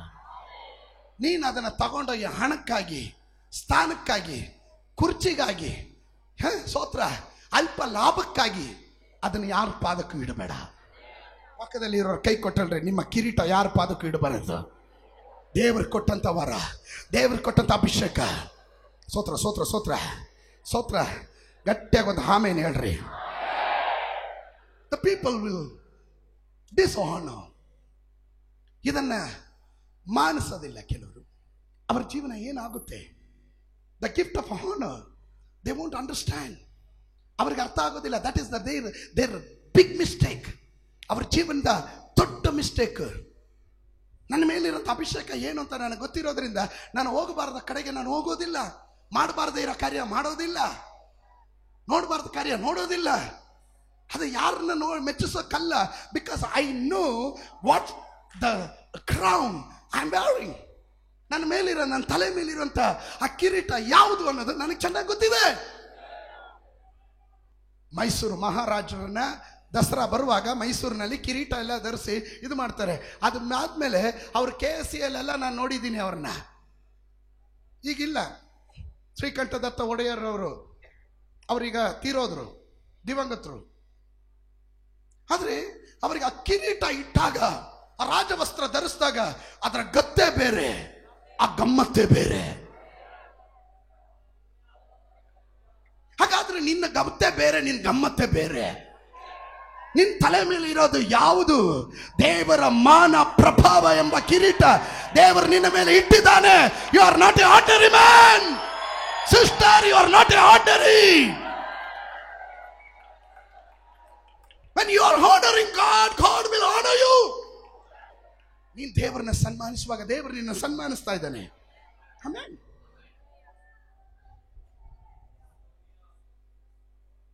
ಕೆಲವರು ಅದನ್ನು ತುಚ್ಛಕರಿಸ್ತಾರೆ. 1 ಪೇತ್ರ 4:10 ಹೀಗೆ ಕಾಣುತ್ತವೆ. 1 Peter chapter 4 verse 10. 1 Peter chapter 4 verse 10. ನೀವೆಲ್ಲರೂ ದೇವರ ವಿವಿಧ ಕೃಪೆಯ ವಿಷಯದಲ್ಲಿ ಒಳ್ಳೆ ಮನೆವಾರ್ತೆಯವರಾಗಿದ್ದು, ನೀವು ದೇವರ ಕೃಪಾವರಗಳನ್ನ ದೇವರು ನಿಮಗೆಲ್ಲರಿಗೂ ಕೊಟ್ಟಿದ್ದಾನೆ. ನೀವು ಒಳ್ಳೆಯ ಮನೆವಾರ್ತಕರಾಗಿರಬೇಕು. ಸ್ಟುವರ್ಡ್ಶಿಪ್, ಒಳ್ಳೆಯ ನಂಬಿಗಸ್ತ ಮನೆವಾರ್ತಕರಾಗಿರಬೇಕು. ನೀವು God has given talents, ಟ್ಯಾಲೆಂಟ್ಗಳನ್ನು ಕೊಟ್ಟಿದ್ದಾರೆ. You may be, you are going neglecting the church, neglecting the ministry. ನೀವು ಸೇವೆಯನ್ನು ತುಚ್ಛ ಮಾಡಬಹುದು. ನಿಮಗಿರುವಂತ ಟ್ಯಾಲೆಂಟ್ ಅನ್ನ ನೀವು ಬೇರೆಗಡೆ ಪಬ್ಬಲ್ಲೋ ಕ್ಲಬ್ಬಲ್ಲೋ ಇಲ್ಲ ಬೇರೆ ಎಲ್ಲಾದ್ರೂ ಏನಾದ್ರೂ ನಿಮ್ಮ ಟ್ಯಾಲೆಂಟ್ಗಳನ್ನ ನೀವು ಉಪಯೋಗಿಸಬಹುದು. But you want get that honour. ನಿಮ್ಮ ಟ್ಯಾಲೆಂಟ್ಗಳನ್ನ ಸಭೆಯಲ್ಲಿ ದೇವರ ರಾಜ್ಯಕ್ಕಾಗಿ ಉಪಯೋಗಿಸುವಾಗ ಮಾನ ಪ್ರಭಾವ ನಿಮ್ಮ ತಲೆ ಮೇಲೆ ಇರುತ್ತೆ. ಆಮೇಲೆ ತಾನು ಹೊಂದಿದ ಕೃಪಾವರವನ್ನು ಎಲ್ಲರ ಸೇವೆಯಲ್ಲಿ ಉಪಯೋಗಿಸಲಿ. ಎಲ್ಲರ ಸೇವೆಯಲ್ಲಿ ಅದನ್ನು ಉಪಯೋಗಿಸ್ಬೇಕು. ಕೆಲವರೆಲ್ಲ ನಾನು ಅವ್ರಿಗೆ ಹೇಳೋಂಥ ಹೆಸರು ಜಂಬ ಕೊಚ್ಚಿದ ಉತ್ತರ ಕುಮಾರ ಅಂತ. ನಮಗೆ ಮುಂಚೆ ಒಂದು ಪಾಠ ಇತ್ತು, ಜಂಬ ಕೊಚ್ಚಿದ ಉತ್ತರ ಕುಮಾರ ಅಂತ. ದೊಡ್ಡ ದೊಡ್ಡ ಮಾತುಗಳು ಮಾತಾಡ್ತಾರೆ. ಅವನ್ನ ಅರ್ದು ಕುಡಿದ್ರೆ, ಗುಣಿಸಿ ಬಾಗಿಸಿ ಕಳೆದು ಕೂಡಿ ನೋಡಿದ್ರೆ ಕಡೆಗೆ ಸಿಗೋದು 0. ಜಂಬ ಕೊಚ್ಚುವ ಉತ್ತರ ಕುಮಾರದಿರು ನಮ್ಮ ಸಭೆಯಲ್ಲಿ ಬೇಡ. ನಿನಗಿರೋ ಟ್ಯಾಲೆಂಟು ಎಲ್ಲರ ಸೇವೆಗಾಗಿ ಮತ್ತೊಬ್ಬರಿಗೋಸ್ಕರ ತ್ಯಾಗ ಮಾಡು. ನಿನಗೆ ಮಾನ ಪ್ರಭಾವ ದೇವರಿಂದ ದೊರಕುವಂಥದ್ದಾಗಿ ಒಪ್ಪೋರು ಮಾತ್ರ ಗಟ್ಟಿಯಾಗೊಂದು ಆಮೇಲೆ ಹೇಳ್ರಿ, ಗಟ್ಟಿಯಾಗೊಂದು ಆಮೇಲೆ ಹೇಳ್ರಿ. ಕೀರ್ತನೆ 49 ಕೀರ್ತನೆ 11ನೇ ವಾಕ್ಯ. ಇದನ್ನು ಅಸಡ್ಡೆ ಮಾಡುವವರ ಗತಿ ಏನು? ಯಾರು ವಿಸ್ತಾರವಾದ ಭೂಸ್ಥಿತಿಗಳಿಗೆ ತಮ್ಮ ಹೆಸರುಗಳನ್ನು ಕೊಟ್ಟಿದ್ದಾರೋ ಅಂತವರಿಗೂ ಸಮಾಧಿಯೇ ಶಾಶ್ವತ ಮಂದಿರವು. ಸ್ತೋತ್ರ. ನೀನು ಹೆಸರು ಮಾಡೋದಕ್ಕೆ ದೊಡ್ಡ ಹೆಸರು ಮಾಡಿ ನಾನು ಯಾರೋ ದೊಡ್ಡವನಂತ ಅನ್ಸ್ಕೊಳಕ್ಕೆ ಓಡ್ತೀಯಲ್ಲ, ಕಡೆಗೆ ನೀನು ಅಂತ್ಯ ಎಲ್ಲಿ ಗೊತ್ತಾ? ಸ್ಮಶಾನ ಅಂತ, ಸಮಾಧಿ. 12ನೇ ವಾಕ್ಯ. ಮನುಷ್ಯನು ಎಷ್ಟು ಘನವಾದ ಪದವಿಯಲ್ಲಿದ್ದರೂ ಸ್ಥಿರವಲ್ಲ. ಅವನೇನು? ಅದರ ಅರ್ಥ ಏನು ಗೊತ್ತಾ? ನೀನು ಎಷ್ಟೇ ದೊಡ್ಡ ವ್ಯಕ್ತಿ ಆಗಿರು, ಒಂದೇ ಒಂದು ಗಾಳಿ ವಾಪಸ್ ತಗೊಂಡ್ಬಿಟ್ರೆ ಕೊಟ್ಟವನು ನೀನ್ ಶವ, ಮಿಸ್ಟರ್ ಶವ. ಸ್ತೋತ್ರ, ಸ್ತೋತ್ರ, ಹಲ್ಲೆಲೂಯಾ. ನೀನು ಎಷ್ಟೇ ದೊಡ್ಡವನಾಗಿರು, ಎಷ್ಟೇ ಕೋಟಿಗೆ ಬಾಳುವವನಾಗಿರು, ನೀನು 3,000 4,000 ಕೋಟಿ ಒಡಮಸ್ತಾನೆ ಒಡೆಯನೇ ಆಗಿರು, ನೀನ್ ಕಡೆಗೆ ಹೋಗೋದೇನು ಗೊತ್ತಾ? 3 ಅಡಿ 6 ಅಡಿ. ಅದು ಇವಾಗ ಡಿಮ್ಯಾಂಡ್ ಜಾಸ್ತಿ ಆಗಿದೆ, ಜಾಗನೇ ಇಲ್ಲ ಅಂತಾರೆ. ಒಂದ್ರ ಮೇಲೆ ಮೊನ್ನೆ ಶವ ಸಂಸ್ಕಾರ ಮಾಡಕ್ಕೆ ಹೋದಾಗ ನಾವು ನೋಡಿದ್ವಿ, ಒಂದಕ್ಕೆ ಮೇಲೆ ಇನ್ನೊಂದು ಮಾಡಿಸ್ತಾ ಇದ್ದಾರೆ. ಏನ್ರಿ ಮೂಳೆ ಎಲ್ಲ ಕಾಣಿಸ್ತಾ ಇದ್ದಾರೆ ಸರ್, ಮಾತಾಡ್ಬೇಡ್ರಿ, ಅದು ಮನೆ ಹಾಕ್ತೀನಿ ಸುಮ್ಗಿರ್ರಿ, ಅದ್ರ ಮೇಲೆ ಮಲಗಿಸಿ ಅಂದರು. ಯಾಕಂದರೆ ಅವರಲ್ಲೇ ಕಾಂಪಿಟೇಷನ್ ಜಾಸ್ತಿ ಆಗಿದೆ, ಜಾಗ ಇಲ್ಲ ಅಲ್ಲಿ. ಕಡೆಗೆ ನಿನಗೆ ಒಂದು ಪ್ಲೈನ್ ಜಾಗ ಸಿಕ್ಕಿದ್ರೆ ಸ್ತೋತ್ರ. ನಿನ್ನ ಮನೆಯಲ್ಲಿ ನೀನು ಎಷ್ಟೇ ಶ್ರೀಮಂತ ಆದರೂ ನಿನ್ನ ಮನೇಲಿ ಊತಿಡ್ತಾರ ಏನು? ನಿನ್ನ ಹೆಂಡತಿಗೆ ನೀನು ಬೇಡ, ನಿನ್ನ ಮಕ್ಕಳಿಗೆ ನೀನು ಬೇಡ. ಅಯ್ಯೋ ನಮ್ಮ ತಂದೆ ಇಷ್ಟೆಲ್ಲ ಸಂಪಾದನೆ ಮಾಡಿ ಆಸ್ತಿ ಎಲ್ಲ ಮಾಡಿ ಇಟ್ಟಿದಾರಲ್ಲ, ಇರಲಿ ನಮ್ಮ ಬೆಡ್ರೂಮಲ್ಲೇ ಇರಲಿ ಅಂತ ಅಲ್ಲೇ ಸಮಾಧಿ ಮಾಡಕ್ಕೆ ಬಿಡು ನೋಡೋಣ. ಯಾರು ಮಾಡಲ್ಲ ರೀ, ಸ್ಥಿರ ಇಲ್ಲ ಕಣ್ರಿ.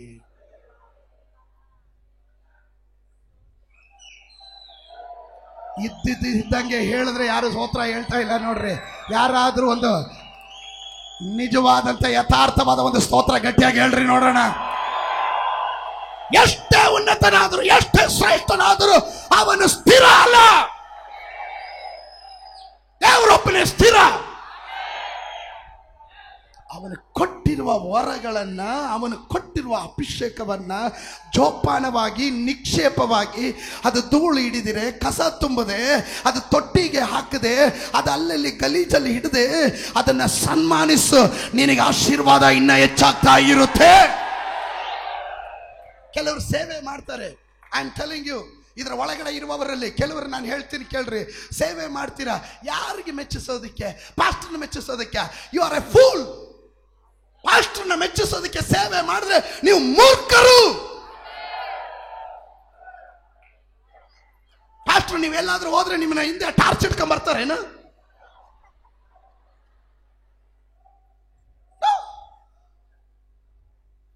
ನಾನೇ ಒಬ್ಬ ಸೇವಕ, ನಾನೇನು ಯಜಮಾನ ಅಲ್ಲ, ನಾನು ಸೇವಕ.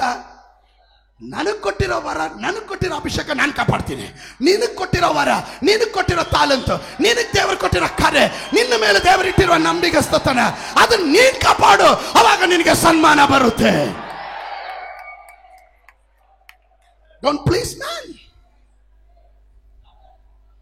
12ನೇ ವಾಕ್ಯ, ಮನುಷ್ಯರು ಎಷ್ಟು ಘನವಾದ ಪದವಿಯಲ್ಲಿದ್ದರೂ ಆ. ಸ್ಥಿರವಲ್ಲ, ಆ. ಪಶುಗಳಂತೆಯೇ ಇಲ್ಲವಾಗುತ್ತಾನೆ. ಸ್ತೋತ್ರ. ಹೆಂಗೆ ಹೆಂಗೆ? ಪಶುಗಳಂತೆ ಇಲ್ಲವಾಗ್ತಾನೆ. ಕಾರ್ಪೊರೇಷನ್ ಗಟ್ಟಿ ಅಂತ ಕಾರ್ಪೊರೇಷನ್ ಗಾಡಿ ಬಂದು ಎತ್ಕೊಂಡು ಹೋಗುತ್ತೇವೆ. ಸ್ತೋತ್ರ. 20ನೇ ವಾಕ್ಯ, ವಿವೇಕಹೀನ ಮನುಷ್ಯನು ಆ. ಎಷ್ಟು ಘನವಾದ ಪದವಿಯಲ್ಲಿದ್ದರೂ ಆ. ಪಶುಗಳಂತೆಯೇ ಇಲ್ಲವಾಗುತ್ತಾನೆ. ಸ್ತೋತ್ರ. ನೀನು ವಿವೇಕಹೀನನಾಗಬಾರ್ದು. ನೀನು ಜ್ಞಾನ ಉಳ್ಳವನಾಗಿರು. ಇವತ್ತು ನೀನು ಏನಾದರೂ ಆಗಿದ್ದೀನಿ ಅಂದರೆ, ನಾನು ಕೆಲವು ಯವನಸ್ಥರಿಗೆ ಹೇಳ್ತೀನಿ, ಅವ್ರು ಬರ್ತಾರೆ, ಪಾಸ್ಟ್ರೇ ಗೌರ್ಮೆಂಟ್ ಕೆಲಸಕ್ಕಾಗಿ ಪ್ರಯತ್ನ ಮಾಡ್ತಾ ಇದ್ದೀನಿ, ಪ್ರಾರ್ಥನೆ ಮಾಡಿ. ನಾನು ಅವ್ರಿಗೆ ಹೇಳ್ತೀನಿ, ಗೌರ್ಮೆಂಟ್ ಕೆಲಸ ಸಿಕ್ಕ ಮೇಲೆ ನೀನು ಹಿಡಿಯೋದೇ ಕಷ್ಟಪ್ಪ ಅಂತ. ಪ್ರೈವೇಟ್ ಕೆಲಸ ಮಾಡಿದ್ರೆ ನೀನು ಸಿಗಲ್ಲ. ಗೌರ್ಮೆಂಟ್ ಕೆಲಸ, ಆ ಮೋಸೆ ಡೈಲಿ ನಮ್ಮ ಮನೆಗೆ 6 ಗಂಟೆಗೆ ಬಂದ್ಬಿಡೋನು. ಈಗ ಬರ್ತಾ ಬರ್ತಾ ರಾಯರ್ ಕೂತ್ರೆ ಕತ್ತೆ ಆಯಿತು ಅಂದಂಗೆ ಈಗ 7:15 ಬಂದ್ಬಿಟ್ಟು ಅಂಕಲ್ 8 ಗಂಟೆಗೆ ಹೋಗಬೇಕು ಅಂತಾನೆ. ಯಾಕೋ ಅಂದರೆ ಈಗ ಗೌರ್ಮೆಂಟ್ ಕೆಲಸದಲ್ಲಿ ಪ್ರಯತ್ನ ಮಾಡ್ತಾ ಇದ್ದೀನಿ ಅದಕ್ಕೆ ಅಂತ. ಒಂದು ಮಾತು ಇವತ್ತು ಹೇಳಿದ್ರೆ ಬರೋ ವರ್ಷನೇ ಅವ್ನು ಮಾಡೋದು. ಡೈಲಿ ಸಿಗ್ತಾನೆ, ಡೈಲಿ ಹೇಳ್ತಾರೆ ಅಂಕಲ್ ಮಾಡ್ತೀನಿ, ಅಂಕಲ್ ಮಾಡ್ತೀನಿ. ಇಲ್ಲ ಅಂತ ಮಾತ್ರ ಅವನು ಹೇಳಲ್ಲ. ಒಳ್ಳೆ ಹುಡುಗ ಅವನು, ನನಗೂ ಗೊತ್ತು. ಏನು ಪ್ರಾಬ್ಲಮ್ಮು? ಗೌರ್ಮೆಂಟ್ ಕೆಲಸ. ನೀವು government, state government, central government, ಯಾವ ಗೌರ್ಮೆಂಟು ಹೋಗ್ರಣ, ಮೊದಲು ದೇವ್ರ ಗೌರ್ಮೆಂಟಲ್ಲಿ ನೀನು ಕೆಲಸ ಅಪಾಯಿಂಟ್ಮೆಂಟ್ ಇದೆ, ಅಲ್ಲಿಂದ ಅಪಾಯಿಂಟ್ಮೆಂಟ್ ಆರ್ಡರ್ ಬಂದಿದ್ರಿಂದಾನೆ ಇಲ್ಲೆಲ್ಲ ನಿನಗೆ ಕೆಲಸ ಸಿಗ್ತಾ ಇರೋದು. ಅದನ್ನು ತುಚ್ಛೀಕರಿಸ್ಬೇಡ. ಆ ಮುತ್ತು ಪಾಸ್ಟರ್ಗಾಗಿ ಸ್ತೋತ್ರ. ಗೌರ್ಮೆಂಟ್ ಕೆಲಸ ಸಿಕ್ಕಿದಾಗ ತನ್ನನ್ನು ಕೆಲಸಕ್ಕೆ ಫಸ್ಟ್ ಪೋಸ್ಟಿಂಗ್ ಮಾಡಿದ್ದು ಟ್ರಿವಾಂಡ್ರಮಲ್ಲಿ. ಟ್ರಿವಾಂಡ್ರಮಿಂದ ಆರಾಧನೆಗೆ ಭಾನುವಾರ ಶನಿವಾರ ಗಾಡಿ ಹತ್ತಿ ಭಾನುವಾರ ಇಲ್ಲಿ ಬಂದು ಆರಾಧನೆ ಮಾಡಿ ಶನಿವಾರ ತಿರ್ಗಾ ಹೋಗ್ತಾ ಇದ್ರು ಕೆಲಸಕ್ಕೆ ಟ್ರಿವಾಂಡ್ರಮ್ಗೆ. ಸ್ತೋತ್ರ. ಬ್ಯಾಂಗ್ಳೂರ್ಗೆ ಶಿಫ್ಟ್ ಆದ್ಮೇಲೆ ಕಡಿಮೆ ಆಯ್ತು. ಈಗ ಕಾರಣ ಏನು? ಹತ್ರ ಆಗ್ಬಿಟ್ಟಿತ್ತು, ತುಂಬ ಕ್ಲೋಸ್ ಆಗೋಯ್ತು. No, never dishonour God, never dishonour your gifts and anointing. ನಿಮ್ಮ ಒಳಗಡೆ ಇರುವ ತಾಲಂತು ಅಭಿಷೇಕವನ್ನು ತುಚ್ಛೀಕರಿಸಬೇಡ್ರಿ. ಇನ್ನೊಂದು ವಾಕ್ಯ ಹೇಳ್ತೀನಿ, ಇನ್ನೊಂದು ವಾಕ್ಯ. If you are violating the principle of God given gifts and anointing, ದೇವರು ಕೊಟ್ಟಿರುವಂಥ ತಾಲಂತು, ವರ, ಅಭಿಷೇಕವನ್ನು, ಅವನ ತತ್ವದಲ್ಲಿ ದೇವರು ಕೊಟ್ಟಿರೋದನ್ನು ನೀವೇನಾದರೂ ಅಸಡ್ಡೆ ಮಾಡಿದ್ರೆ ಅದು ನಿಮಗೆ ಶಾಪವಾಗಿ ಪರಿಣಮಿಸುತ್ತೆ. ಪ್ರಸಂಗಿಗಳ ಪುಸ್ತಕ 10ನೇ ಅಧ್ಯಾಯದ 1ನೇ ವಾಕ್ಯ. ಸತ್ತ ನೊಣಗಳಿಗಿಂತ ಗಂಧಿಗನ ತೈಲವು ಕೊಳೆತ ನಾರುವುದು. ಸತ್ತ ನೊಣ, it is a dead spirit. ಸತ್ತ ನೊಣ, ಗಂಧಿಗನ ತೈಲ ಪಾತ್ರೆ ಎಲ್ಲ ನಾರುತ್ತೆ. ಆಮೇಲೆ ಹಾಗೆಯೇ ಹುಚ್ಚುತನ ಸ್ವಲ್ಪವಾದರೂ, ಹುಚ್ಚುತನ, ನಿನ್ನ ಕೇರ್ಲೆಸ್ನೆಸ್, ನಿನ್ನ ಅಜ್ಞಾನತನ, ನಿನ್ನ ಅಸಡ್ಡೆ ಸ್ವಲ್ಪ ಆದ್ರೂ ಪರವಾಗಿಲ್ಲ, ಅದು ನಿನ್ನನ್ನ ನಾರಿಸ್ಬಿಡುತ್ತೆ. ಜ್ಞಾನಮಾನಗಳನ್ನು ಮುಚ್ಚಿ ಮೀರುವುದು. ಜ್ಞಾನಿಯ ಬುದ್ಧಿಯು ಅವನ ಬಲಗಡೆಯಲ್ಲಿರುವುದು. ನೋಡ್ರಿ, ಗಮನಿಸ್ರಿ, ನಾನು ಆ ಜ್ಞಾನದ ಕುರಿತು ನಾನು ಕಳೆದ ದಿನ ಮಾತಾಡಿದೆ.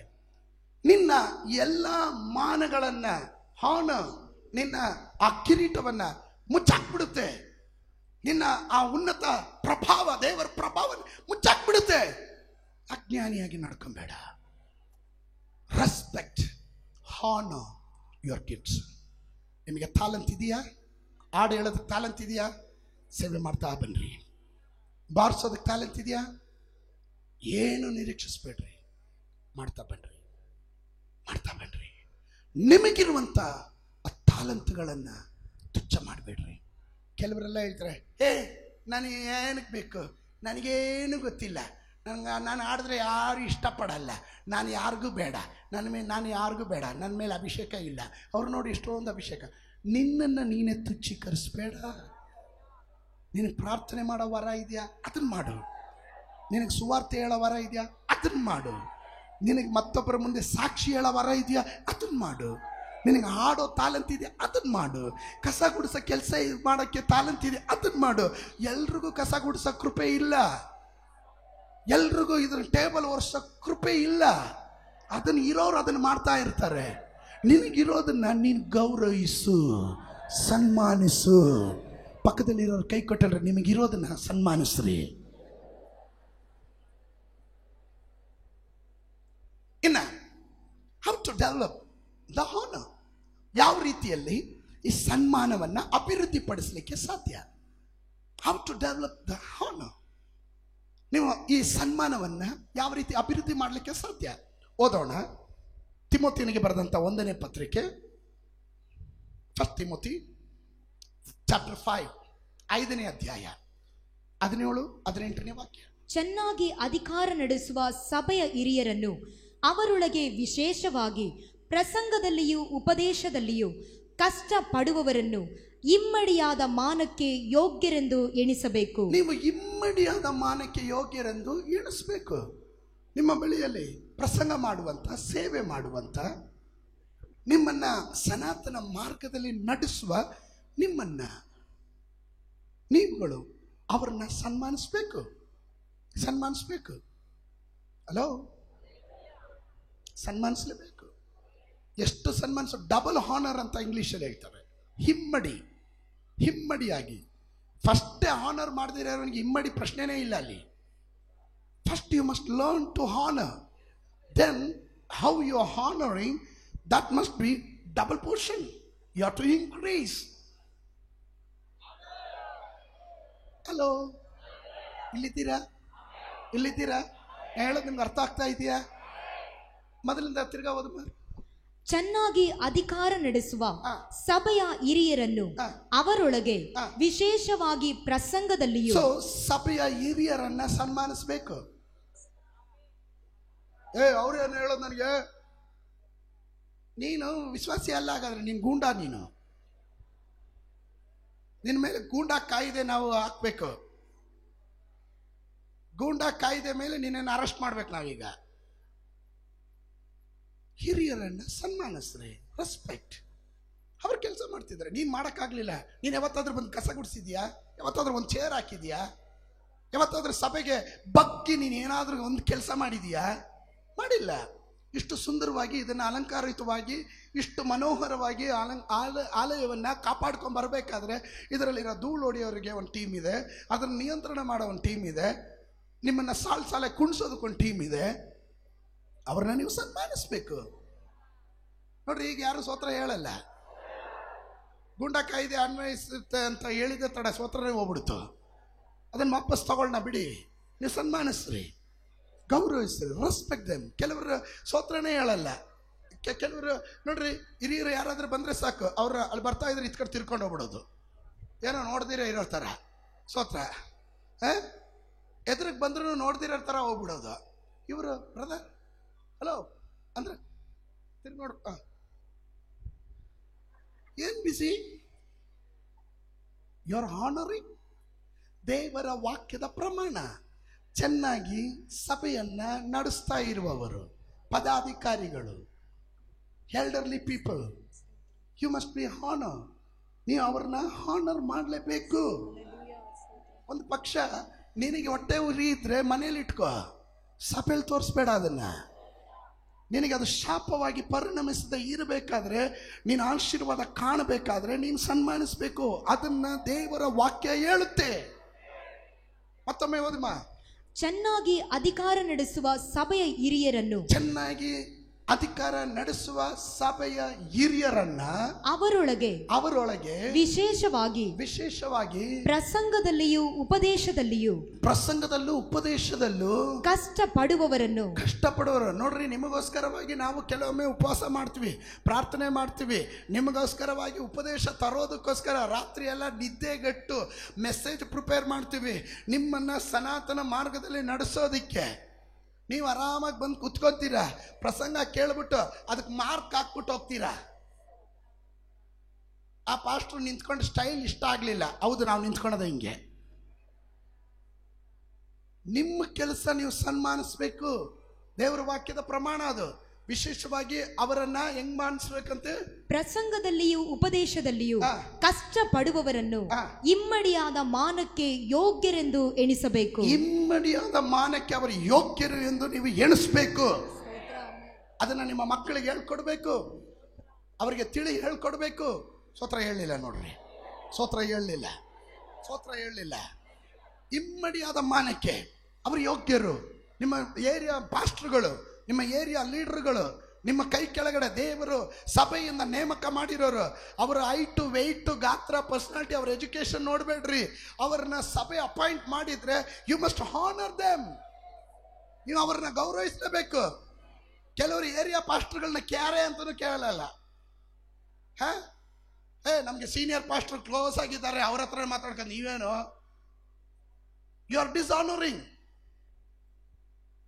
ನೀವು ಅವ್ರನ್ನ ಅವಮಾನ ಮಾಡ್ತಾ ಇದ್ದೀರಾ. ದಯವಿಟ್ಟು ಅದು ನಿಮಗೆ ಶಾಪವಾಗಿ ಪರಿಣಮಿಸುತ್ತೆ. ಪಕ್ಕದಲ್ಲಿ ಇರೋರು ಕೈ ಕೊಟ್ಟು ಹೇಳ್ರಿ, ಇದುವರೆಗೂ ನಡೆದಿದ್ದಲ್ಲ, ಇನ್ನು ಮುಂದಕ್ಕೆ ನಾನು ಒಳ್ಳೆ ರೀತಿಯಲ್ಲಿ ಜೀವನ ಮಾಡ್ತೀನಿ ಅಂತ.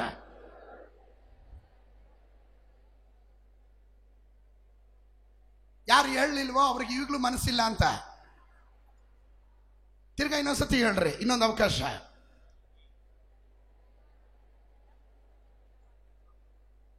ನಿಮ್ಮ ಏರಿಯಾಗಳಲ್ಲಿ ಕೆಲ ತಾಯಿದಿರಿದ್ದಾರೆ, ಪ್ರಾರ್ಥನೆ ಮಾಡುವಂತ ತಾಯಿದಿರು. ಯಾವತ್ತಾದ್ರೂ ಆ ತಾಯಿದಿರು ನೀವು ವಿಷಯ ಮಾತ್ರ ಹೋಗಿ ಹೇಳ್ತೀರಾ, ಅವ್ರಿಗೊಂದು ಸೀರೆ ಕೊಡಿಸಿದ್ದೀರಾ? ಸನ್ಮಾನ ಮಾಡ್ರಿ ಅವ್ರನ್ನ. ನಮಗಾಗಿ ಉಪವಾಸ ಮಾಡಿ ಪ್ರಾರ್ಥನೆ ಮಾಡ್ತೀರಾ ತಾಯಿ, ಅವ್ರಿಗೆ ಒಂದತ್ತು ಯಾವತ್ತಾದ್ರೂ ನಿನಗೆ ಬಂದಿರೋ ಆಶೀರ್ವಾದದಲ್ಲಿ ಒಂದು ದಿನ ಏನಾದರೂ ಸನ್ಮಾನ ಮಾಡಿದೀಯಾ?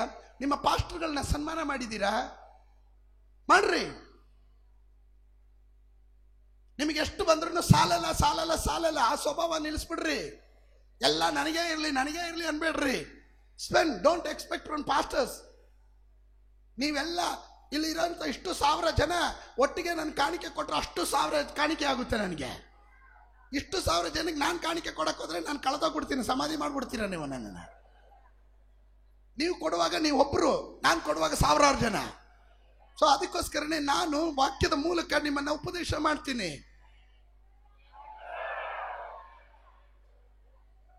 Amen.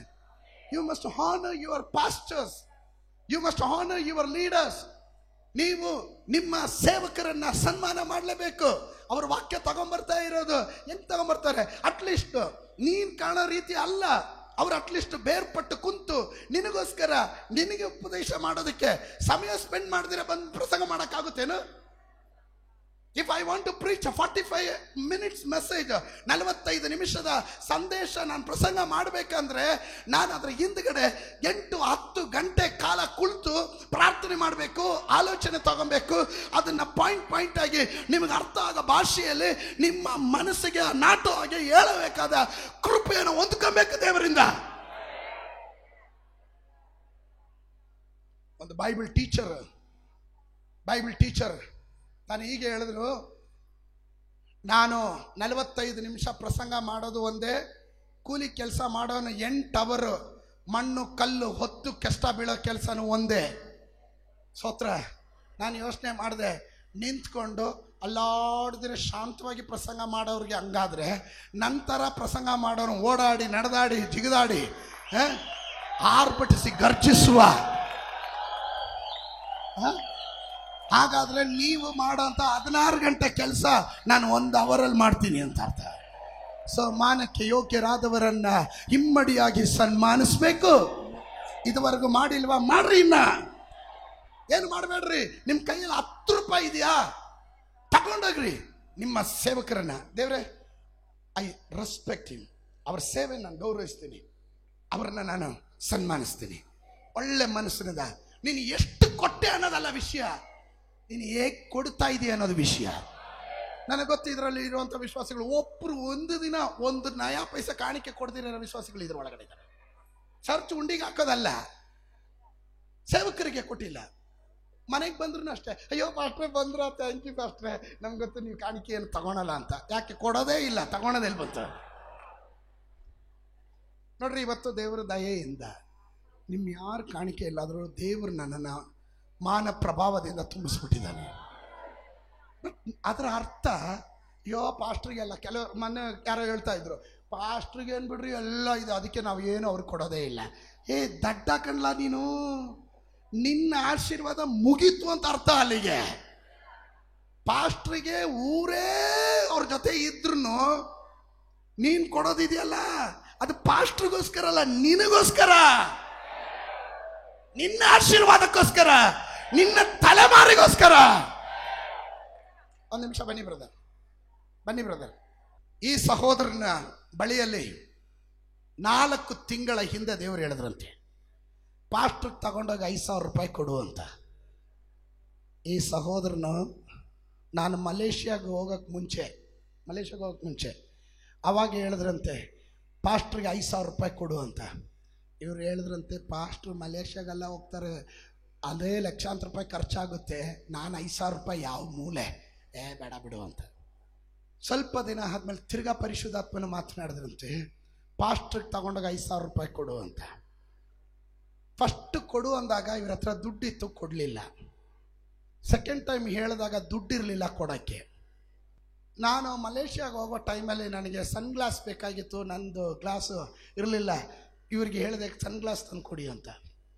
ಇವರು 9,000 ರೂಪಾಯಿದೊಂದು ಸನ್ ಗ್ಲಾಸ್ ತಂದು ಕೊಟ್ಟರು. ಅದರದ್ದು 1 ರೂಪಾಯಿನೂ ತಗೊಳ್ಳಿಲ್ಲ, ಸನ್ ಗ್ಲಾಸ್ ತಂದು ಕೊಟ್ಟರು. ಅದಾದಮೇಲೆ ನಾನು ಸನ್ ಗ್ಲಾಸ್ ಹಾಕ್ಕೊಂಡು ನಾನು ಮಲೇಷ್ಯಾನ ತಿರುಗಿ ಎಲ್ಲ ಬಂದೆ. ಮೊನ್ನೆ ತಿರ್ಗಾ ದೇವರಾತ್ಮನ ಹೇಳಿದ್ರು, ನೀನು ಕಡೆಗೂ ಪಾಸ್ಟ್ರಿಗೆ 5,000 ರೂಪಾಯಿ ಕೊಡಲಿಲ್ವಲ್ಲ ಅಂತ. ದೇವರಾತ್ಮನು ಹೇಳಿದ್ರು, ನೀನು 5,000 ರೂಪಾಯಿ ಕೊಡಲಿಲ್ವಲ್ಲ ಅಂತ. ಇವ್ರನ್ನ ನಿಲ್ಲಿಸ್ಕೊಂಡು ಹೇಳೋದು ಕಾರಣ ಏನಂದರೆ, ಇವರು ನನಗೆ ಸಾಕ್ಷಿ ಹೇಳಿದ್ದ ಅದೇ ಮಾತು. ಏನಾದ್ರು ಮಿಸ್ಟೇಕ್ ಇದ್ರೆ ನನಗೆ ಹೇಳ್ಬಿಡಿ, ಇಲ್ಲ ಪಾಸ್ಟರ್ ತಪ್ಪು ಹೇಳ್ತಾ ಇದ್ದೀರ ಅಂತ ಹೇಳ್ಬೇಕು. ಆಮೇನ್. 5,000 ರೂಪಾಯಿ ತಿರ್ಗಾ ಕೊಡಲಿಲ್ವಲ್ಲ ಅಂತ. ಅವಾಗ ಇವ್ರು ಹೇಳಿದ್ರೆ, ದೇವರೇ 5,000ಕ್ಕಿಂತ ಇನ್ನು 4,000 ಹೆಚ್ಚಿಗೆ ಇರೋಂಥ ಒಂದು ಕನ್ನಡಕನೇ ಕೊಟ್ಟಿದ್ರು, 9,000 ರೂಪಾಯಿ ಕನ್ನಡಕ ಕೊಟ್ಟಿದ್ದೀನಿ ಅಂತ. ತೃಪ್ತಿಯಾಗಿ ಪ್ರಾರ್ಥನೆಗೆ ಮುಂಜಾನೆ ಇವರು ಸಭೆಯಲ್ಲಿ ಬಂದು ಪ್ರಾರ್ಥನೆ ಮಾಡ್ತಾ ಇರ್ತಾರೆ. ಸಂಜೆ ಕೆಲಸ ಮುಗಿಸ್ಕೊಂಡು ನಮ್ಮ ಬಿಸ್ನೆಸ್ ಮ್ಯಾನ್ಗಳು, ನಮ್ಮ ಲೀಡರ್ಸು ಇಲ್ಲಿ ಸಭೆಯಲ್ಲಿ ಬಂದು ಪ್ರಾರ್ಥನೆ ಮಾಡ್ತಾ ಇರ್ತಾರೆ. ಮಧ್ಯರಾತ್ರಿ ಬಂದು ಪ್ರಾರ್ಥನೆ ಮಾಡ್ತಾರೆ. ಹಾಗೆ ಈತನು ಬಂದು ಪ್ರಾರ್ಥನೆ ಮಾಡೋ ಟೈಮಲ್ಲಿ ಪರಿಶುದ್ಧಾತ್ಮನ ಹೇಳಿದ್ರು, ತಿರ್ಗಾ ನೀನು 5,000 ರೂಪಾಯಿ ಕೊಡಲಿಲ್ವಲ್ಲ ಅಂತ. ತಾನು ಹೇಳಿದಂತೆ ಕಳೆದ ಭಾನುವಾರ ಹೇಳಿದಂತೆ ಶನಿವಾರ ದೇವರಾತ್ಮ ಮಾತಾಡಿದ್ದು, ಭಾನುವಾರ ದೇವರೇ ನಾಳೆ ಪಾಸ್ಟ್ರು ಬಾಯಿಯಿಂದ ಅದು ಬಂದರೆ, ಸೇವಕರು ಸೇವೆ ಮಾಡುವಾಗ ಅದು ಕನ್ಫರ್ಮ್ ಮಾಡಿದ್ರೆ ನನಗೆ ಮತ್ತೆ ಅದೇ ಡೇಟಲ್ಲೇ ನಾನು ಪ್ರಾರ್ಥನೆ ಮಾಡ್ತಾಯಿದ್ದೀನಿ, ಅದೇ ಥರ ಶಬ್ದ ಕೇಳಿಸು ಅಂತ. ಕೇಳಲಿಲ್ವಂತೆ. ಮಾರನೇ ದಿನ ಚರ್ಚಿಗೆ ಬಂದಾಗಲೂ ನಾನು ಏನು ಹೇಳಲಿಲ್ವಂತೆ. ನಾನು ಮಲಯಾಳಂ ಸರ್ವಿಸ್ ಪ್ರೀಚ್ ಮಾಡೋಕ್ಕೆ ಹೋದೆ, ಇಲ್ಲಿ ಬೇರೆ ಸೇವಕರು ಬಂದರು. ಆ ಸೇವಕರು ಹೇಳಿದ್ರಂತೆ, ನೀನು ನಿನ್ನ ಸೇವಕರಿಗೆ ಮಾಡ್ತೀನಿ ಅಂದಿದ್ದನ್ನು ಮಾಡು ಅಂತ ಇವರಿಗೆ ಹೇಳಿದ್ರಂತೆ. ಸ್ತೋತ್ರ. ಇಮ್ಮಿಡಿಯೇಟಾಗಿ ನಿಮಗೆ ಗೊತ್ತಾ, ಸೋಮವಾರ ನಮ್ಮ ಮನೆಗೆ ಬಂದರು, ಫೋನ್ ಮಾಡಿದ್ರು, ಪಾಸ್ಟ್ರ ಇದ್ದೀರಾ, ಬರ್ತೀನಿ. ಅದನ್ನು ಹೇಳ್ತೀನಿ, ಅದು ಹೇಳಬೇಕು, ಕ್ಲೈಮ್ಯಾಕ್ಸಾಗಿ ಹೇಳ್ಬೇಕದು. ಇಷ್ಟು ದಿನ ಇವರ ಅವಿದ್ಯತ್ವ ತೋರಿಸಿದ್ರಿಂದ ಏನಾಯಿತು ಅಂದರೆ, ಇವರಿಗೆ ಬರಬೇಕಾದಂಥ ಆಶೀರ್ವಾದ ಅಮೌಂಟ್ಗಳು, ಇನ್ಸೆಂಟಿವ್ಸ್, ಪ್ರಮೋಷನ್ ಎಲ್ಲ ನಡೆಯಿದೆ. ಅವ್ರ ಡಾಕ್ಟ್ರ್ ಹೇಳಿದ್ರು ನಾಳೆನೇ ನಿಮ್ಮ ಅಕೌಂಟಿಗೆ ಎಲ್ಲ ಬಂದ್ಬಿಡುತ್ತೆ ಅಂತ. ಅವತ್ತಿಂದ ಅವ್ರ ಅಕೌಂಟಿಗೆ ದುಡ್ಡು ಬರಲೂ ಇಲ್ಲ, ಪ್ರಮೋಷನ್ ಎಲ್ರದು. ಇವರು ಒಬ್ಬರು ಅವಿದ್ಯತ್ವದಿಂದ ಇವರ ಸ್ಟಾಫ್ಗಳು ಎಲ್ರಿಗೂ ಕಟ್ಟು, ಯಾರು ಅಕೌಂಟಲ್ಲೂ ದುಡ್ಡು ಹೋಗ್ಲಿಲ್ವಂತೆ. ಆಮೇನ್. ಸೋಮವಾರ ಇವರು ನನ್ನ ಹತ್ರ ಬಂದರು. ಬೆಳಗ್ಗೆ ಇವರು ತೀರ್ಮಾನ ಮಾಡಿದ್ರಂತೆ, ನಾಳೆ ಫಸ್ಟ್ ಕೆಲಸ ಹೋಗಿ 5,000 ರೂಪಾಯಿ ತೊಗೊಂಡೋಗಿ ಪಾಸ್ಟ್ರ್ ಕೊಟ್ಬಿಡ್ತೀನಿ ಅಂತ. ಬ್ಯಾಂಕಿಗೆ ಹೋದ್ರಂತೆ. ಬ್ಯಾಂಕಿಗೆ ಹೋದರೆ ಆ ಕಾರ್ಡ್ ಚಲಾವಣೆ ಆಗಲೇ ಇಲ್ವಂತೆ. ಸೋತ್ರ. ಅಯ್ಯೋ ದೇವ್ರೆ, ಇಲ್ಲೂ ಹೋರಾಟನ. ತಿರ್ಗಾ ಹೆಂಡ್ತಿಗೆ ಫೋನ್ ಮಾಡಿದ್ರಂತೆ, ಇಂಥ ಬ್ಯಾಂಕ್ ಅಕೌಂಟ್ ಚೆಕ್ ಮನೆಯಲ್ಲಿ ಇದೆಯಾ ಅಂತ. 2 ಲೀಫ್ ಇದೆ ಕಣ್ರಿ ಅಂದ್ರಂತೆ. ಸೊ ಅವರು 2ರಲ್ಲಿ ನೀನು ಫಸ್ಟ್ ಆ ಚೆಕ್ ಲೀಫ್ ತಗೊಂಡು ಆಫೀಸ್ಗೆ ಬಾ ಅಂತ. ಆಫೀಸಿಗೆ ತಗೊಂಬಂದು ಸಿಸ್ಟ್ರ್ ಪೆನ್ನಲ್ಲೇ ಇವರೆಲ್ಲ ಬರೆದ್ರಂತೆ. ಸೈನ್ ಮಾಡೋ ಟೈಮಲ್ಲಿ ಸಿಸ್ಟ್ರನ್ನ ಡಾಕ್ಟರ್ ಕರೆದ್ರು ಅಂದ್ಬಿಟ್ಟು ಪೆನ್ ತಗೊಂಡು ಅವರು ಹೋಗ್ಬಿಟ್ರಂತೆ. ಸೈನೇ ಮಾಡಲಿಲ್ವಂತೆ. ಇದೆಲ್ಲ ಹೇಳಿದ್ದು ಇವರೇ. ಇಷ್ಟು ಸಮಯ ತಗೊಂಡು ಹೇಳ್ತಾ ಇರೋದು ಇವರು ಹೇಳಿದ್ದು ವರ್ಷ ನಾನು ಹೇಳ್ತಾ ಇದ್ದೀನಿ. 2.5 ಗಂಟೆಗೆ ಮಿಸ್ ಮ್ಯಾಚ್ ಆಗಬಾರ್ದು, ಸಿಗ್ನೇಚರ್ ಮಿಸ್ ಮ್ಯಾಚ್ ಆಗಬಾರ್ದು. ಆ ಪೆನ್ನಿದು ಬೇರೆ ಪೆನ್ನಲ್ಲಿ ಸಿಗ್ನೇಚರ್ ಮಾಡೋದು ಬೇಡ ಅನ್ನೋ ಕಾರಣ 2.5 ಗಂಟೆ ಕಾಲ ಕಾದಿದ್ದು. 2.5 ಗಂಟೆ ಮೇಲೆ ಪೆನ್ನು ಇವರಿಗೆ ಸಿಕ್ತು. ಆ ಪೆನ್ನಲ್ಲಿ ಸಿಗ್ನೇಚರ್ ಮಾಡಿ ಸ್ವಲ್ಪ ಹೊತ್ತಿಗೆ ಇವರಿಗೆ ಮೆಸೇಜ್ ಬರ್ತಾ ಇದೆ, ಇದುವರೆಗೂ ತಡೆ ಹಿಡಿದಂತ ಎಲ್ಲ ಹಣ ಇವರ ಅಕೌಂಟಿಗೆ ಬಂದಿದೆ ಅಂತ. ಅವತ್ತು ಸಂಜೆನೆ ತಗೊಂಬಂದು ನನ್ನ ಚೆಕ್ ಕೈ ಕೊಟ್ಬಿಟ್ಟು ಹೇಳಿದ್ರು, ಪಾಸ್ಟ್ರೆ ಎಷ್ಟೋ ದಿನದ ಹಿಂದೆನೇ ಬರಬೇಕಾದ ಅಮೌಂಟು ನಾನು ಮಾಡಿ ತಪ್ಪಿಂದ ಹಿಂಗಾಗೋಯ್ತು, ದಯವಿಟ್ಟು ತಗೊಳ್ಳಿ ಅಂದೆ. ನಾನು ಹೇಳಿದೆ ಸ್ತೋತ್ರ ಅಂದೆ. ನನ್ನ ಅಕೌಂಟಿಗೆ ಹಾಕ್ಕೊಂಡೆ. ಇವ್ರ ಅಕೌಂಟಿಗೆ ಧಾರಾಳವಾಗಿ ಬಂತು. ನಾನಂತೂ 1 ರೂಪಾಯಿ ಕೊಡಲಿಲ್ಲ. ಅವ್ರ ಅಕೌಂಟಿಗೆ ಬರಬೇಕಾದದೆಲ್ಲ ನೆನೆಸಿದಕ್ಕಿಂತ ಅಧಿಕವಾಗಿ ದೇವರು ಮಾಡಿದನು. Is it right? ಹೌದು ಬಸ್. ನಾನು ಹೇಳಿದ್ರಲ್ಲಿ ಏನಾದರೂ ಕಲಬೆರಿಕೆ ಇದೆಯಾ? ಯಾವುದಿಲ್ಲ ಬಸ್. ಇದು ಇವರು ಹೇಳಿದ ವರ್ಷನ್ ನಾನು ಹೇಳ್ತಾ ಇದ್ದೀನಿ. ನಾನು ಅವ್ರ ಹತ್ರ ಹೀಗೆ ಹೇಳಿದೆ. Thank you brother. ನಾನು ಅವ್ರ ಹತ್ರ ಹೀಗೆ ಹೇಳಿದೆ, 3.5 ವರ್ಷಗಳ ಹಿಂದೆ ದೇವರು ಹೇಳಿದ್ರು ನಿನಗೆ 5 ಬೆಡ್ರೂಮ್ ಮನೆ ಕೊಡ್ತೀನಿ ಅಂತ. ನಾನು ಹೇಳಿದೆ ಬೇಡ, ಸಿಂಗಲ್ ಬೆಡ್ರೂಮ್ ರಾಜಾಜಿನಗರದಲ್ಲಿ ಚೆನ್ನಾಗಿದ್ದೀನಿ. ನಮ್ಮ ವಿಶ್ವಾಸಿಗಳು ಸುತ್ತಲೂ ಕಾಲಿಗೊಬ್ರು ಕೈಗೊಬ್ರು ಅಂತ ವಿಶ್ವಾಸಿಗಳು ಸಿಗ್ತಾ ಇದ್ದಾರೆ.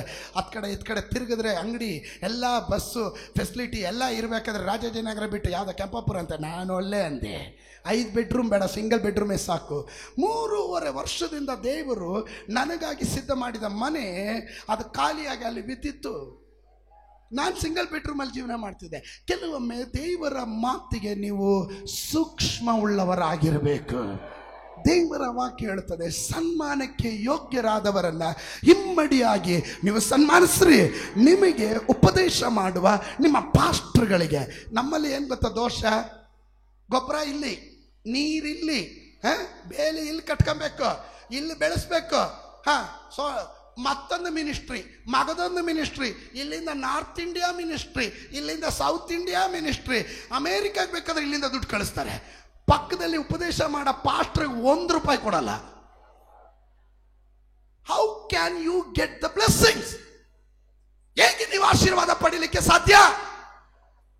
ಒನ್ಸ್ ಅಗೇನ್ ನಾನು ತಿರ್ಗಾ ಹೇಳ್ತೀನಿ, ನಾನು ವಾಕ್ಯವನ್ನ ಪ್ರಸಂಗ ಮಾಡ್ತಾ ಇದ್ದೀನಿ. ನಾಚಿಕೆ ಮಾನ ಮರ್ಯಾದೆ ಎಲ್ಲ ಬಿಟ್ಟು ನೇರ ನಡೆ ನುಡಿಯಿಂದ ಇದನ್ನ ನಿಮ್ಮ ಮುಂದೆ ಪ್ರಸ್ತಾಪ ಮಾಡ್ತಾ ಇದ್ದೀನಿ. ಹಣದ ಮೋಹದಿಂದ ಅಲ್ಲ, ನಿಮ್ಮಿಂದ ಹಣ ತಗೊಳ್ಳೋ ಅಂತ ಆಸೆಯಿಂದ ಅಲ್ಲ. ನಿಮ್ಮ ಆಶೀರ್ವಾದ ನಿಮಗೆ ತಡೆ ಹಿಡಿಬಾರ್ದು, ಅದರಿಂದ ಹೇಳ್ತಾ ಇದ್ದೀನಿ. ಯುವಹಾನ ನಿಮ್ಮ ಏರಿಯಾ ಪಾಸ್ಟರ್ಗಳು, ಲೀಡರ್ಸ್, ತಾಯ್ದಿರು ಉಪವಾಸ ಕಣ್ಣು ನೀರಿನಲ್ಲಿ ನಿಮಗಾಗಿ ನೀವು ಕೆಲಸಕ್ಕೆ ಹೋಗ್ತೀರಾ, ಬಿಸ್ನೆಸ್ಗೆ ಹೋಗ್ತೀರಾ, ನೀವು ಸರಿಯಾಗಿ ಕುತ್ಕೊಂಡು ಪ್ರಾರ್ಥನೆ ಮಾಡಲ್ಲ. ನಿಮಗೋಸ್ಕರ, ನಿಮ್ಮ ಆಶೀರ್ವಾದಕ್ಕೋಸ್ಕರ ಅವ್ರು ಪ್ರಾರ್ಥನೆ ಮಾಡ್ತಾ ಇದ್ದಾರೆ. ನಿಮ್ಗೆ ಆಶೀರ್ವಾದ ಬಂದಾಗ ಅವ್ರ ಮುಂದೆ ಎದೆ ನೆತ್ಕೊಂಡು ಹಿಂಗೆ ನಡೆಯೋದು, ಸ್ಟೈಲಲ್ಲಿ ನಡೆಯೋದು, ಅದೆಲ್ಲ ನಿಲ್ಲಿಸ್ಬಿಟ್ಟು ಅವ್ರನ್ನ ಸನ್ಮಾನಿಸ್ರಿ. Still to go. ಬಹಳ ಆಳವಾದಂಥ ಮರ್ಮಗಳನ್ನು ನಾನು ನಿಮಗೆ ತಿಳಿಸ್ತೀನಿ. ಆಶೀರ್ವಾದಗಳು ನಿಮ್ಮ ಮುಂದೆ ಇದೆ. ಆಶೀರ್ವಾದ ಶಾಪ 2 ನಿಮ್ಮ ಮುಂದೆ ಇಡ್ತಾ ಇದ್ದೇನೆ. ಸನ್ಮಾನಿಸುವವರು ಸನ್ಮಾನಕ್ಕೆ ಯೋಗ್ಯರಾಗ್ತಾರೆ, ತಿರಸ್ಕಾರ ಮಾಡೋರು ತಿರಸ್ಕಾರಕ್ಕೆ ಒಳಪಡುತ್ತಾರೆ. ಎದ್ದು ನಿಂತ್ಕೊಳ್ಳೋಣ, ಪ್ರಾರ್ಥನೆ ಮಾಡೋಣ. ಎದ್ದು ನಿಂತ್ಕೊಳ್ಳೋಣ, ಪ್ರಾರ್ಥನೆ ಮಾಡೋಣ. ಎಷ್ಟು ಆಶೀರ್ವಾದಗಳು ರಿಲೀಸ್ ಆಗಬೇಕು, ಸಡನ್ ರಿಲೀಸ್. ಈ ವರ್ಷದಲ್ಲಿ ತಕ್ಷಣವಾಗಿ ತಟ್ಟನೆ ಬಿಡುಗಡೆಗಳು ನಡಿಬೇಕಾಗಿತ್ತು. We are praying. God never say lie. ದೇವರು ಸುಳ್ಳು ಆಡಲಾರನು. ಏನಕ್ಕೆ? ಎಲ್ಲಿಗೆ? ಎಲ್ಲೋ ಮಿಸ್ಟೇಕ್ ಆಗಿದೆ. ಇವತ್ತು ಅದನ್ನ ಟರ್ನ್ ಮಾಡ್ರಿ. ಆ ಕರ್ಸ್ನ, ಆ ಶಾಪವನ್ನ ಆಶೀರ್ವಾದವಾಗಿ. ರೆಸ್ಪೆಕ್ಟ್ ಯುವರ್ ಪೇರೆಂಟ್ಸ್, ರೆಸ್ಪೆಕ್ಟ್ ನಿಮ್ಮ ಆತ್ಮಿಕ ತಂದೆಯನ್ನ ಸನ್ಮಾನಿಸ್ರಿ. ಕೆಲವರು ತುಟಿಯಿಂದ ಮಾತ್ರ ಮಾತಾಡ್ತಾರೆ, ಹೃದಯದಲ್ಲಿ ಕಹಿ ಇಟ್ಕೊಂಡಿರ್ತಾರೆ. Don't do that. It is a curse. ಅದು ನಿಮಗೆ ಶಾಪವಾಗುತ್ತೆ. ನಾನು ನಿಮ್ಮನ್ನು ಎದುರಿಸೋದಕ್ಕೆಲ್ಲ ಹೇಳ್ತಾ ಇರೋದು, ಇದು ಪ್ರಮಾಣ. I have to say the truth. ನಾನು ಸತ್ಯ ನಿಮಗೆ ಸತ್ಯವಾಗಿ ಹೇಳಲೇಬೇಕು. ಲಿಸನ್, ನಿಮ್ಮ ಆಶೀರ್ವಾದ ಎಲ್ಲೋ ತಡೆ ಹಿಡಿದಿದೆ, ನಿಮಗೆ ಗೊತ್ತಿಲ್ಲ. ಇವತ್ತು ಆ ಕರ್ಸ್ನ ಟರ್ನ್ ಮಾಡ್ರಿ, ಆ ಶಾಪವನ್ನು ಆಶೀರ್ವಾದವಾಗಿ ಟರ್ನ್ ಮಾಡಿ. Go and honour your parent. ನಿಮ್ಮ ತಂದೆ ತಾಯಿಯನ್ನು ಹೋಗಿ ಸನ್ಮಾನ ಮಾಡ್ರಿ. ನಿಮ್ಮ ಆತ್ಮಿಕ ಗುರುಗಳನ್ನ ಸನ್ಮಾನ ಮಾಡ್ರಿ, ಸನ್ಮಾನ ಮಾಡ್ರಿ. ಒಂದು ಪಕ್ಷ ನಿಮ್ಮ ಊರಲ್ಲಿ ನೀವು ದೀಕ್ಷಾಸ್ಥಾನ ಹೊಂದಿರೋರಾಗಿರ್ಬೋದು, ಆ ದೇವದಾಸನನ್ನ ಸನ್ಮಾನ ಮಾಡ್ರಿ. Go and honour, make A call, say one word. ಎಷ್ಟೋ ವಿಶ್ವಾಸಿಗಳು ಇದರ ಒಳಗಡೆ ಬೆಳೆದ್ರು, ಎಷ್ಟೋ ಜನ ದೇಶ ವಿದೇಶಕ್ಕೆ ಹೋದ್ರು. ದೇ ನೆವರ್ ಒಂದು ದಿನಾನು ಪಾಸ್ಟ್ರೇ ಸಭೆ ಹೆಂಗಿದೆ ಕೇಳಲ್ಲ. ಡಿಸ್ಆನರಿಂಗ್. ಅದರಿಂದ ಏನಾಗುತ್ತೆ, ಆಯುಷ್ಕಾಲ ಪೂರ್ತಿ ದುಡಿತಾರೆ, ಬಟ್ ಕೈಗೆ ಬಂದಿದ್ದು ಬಾಯಿಗೆ ಬರಲ್ಲ. ನಿಮ್ಮ ಆಶೀರ್ವಾದ ನೆಲೆ ನಿಲ್ಲಬೇಕಾ? ಡಬಲ್ ಆನರ್, ಹಿಮ್ಮಡಿಯಾಗಿ ನಿಮ್ಮ ಸೇವಕರನ್ನ ಸನ್ಮಾನಿಸ್ರಿ. ಇವತ್ತು ಹಗಲೊತ್ತಿನಲ್ಲಿ ಒಂದು ನಿಮಿಷ ಪ್ರಾರ್ಥನೆ ಮಾಡ್ರಿ.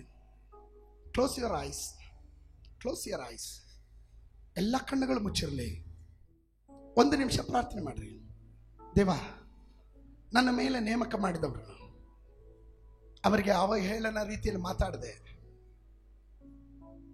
ಅವ್ರ ಕಿವಿ ಕೇಳದೆ ಇದ್ದಾಗ ನಾನು ಸುಮಾರು ನೆಗೆಟಿವ್ ಆಗಿ ಮಾತಾಡಿದೆ, ಅವ್ರಿಗೆ ವಿರುದ್ಧವಾಗಿ ನಾನು ಮಾತಾಡಿದೆ.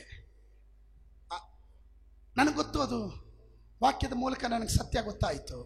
ತಪ್ಪು ಮಾಡಿದ್ದೀನಿ, ಇನ್ನು ಎಂದಿಗೂ ಅದು ಮಾಡಲ್ಲ. ನನ್ನನ್ನು ಕ್ಷಮಿಸು, ನನ್ನನ್ನು ಕ್ಷಮಿಸು. ಅವರನ್ನ ಹಿಮ್ಮಡಿಯಾಗಿ ಮಾನಿಸ್ರಿ.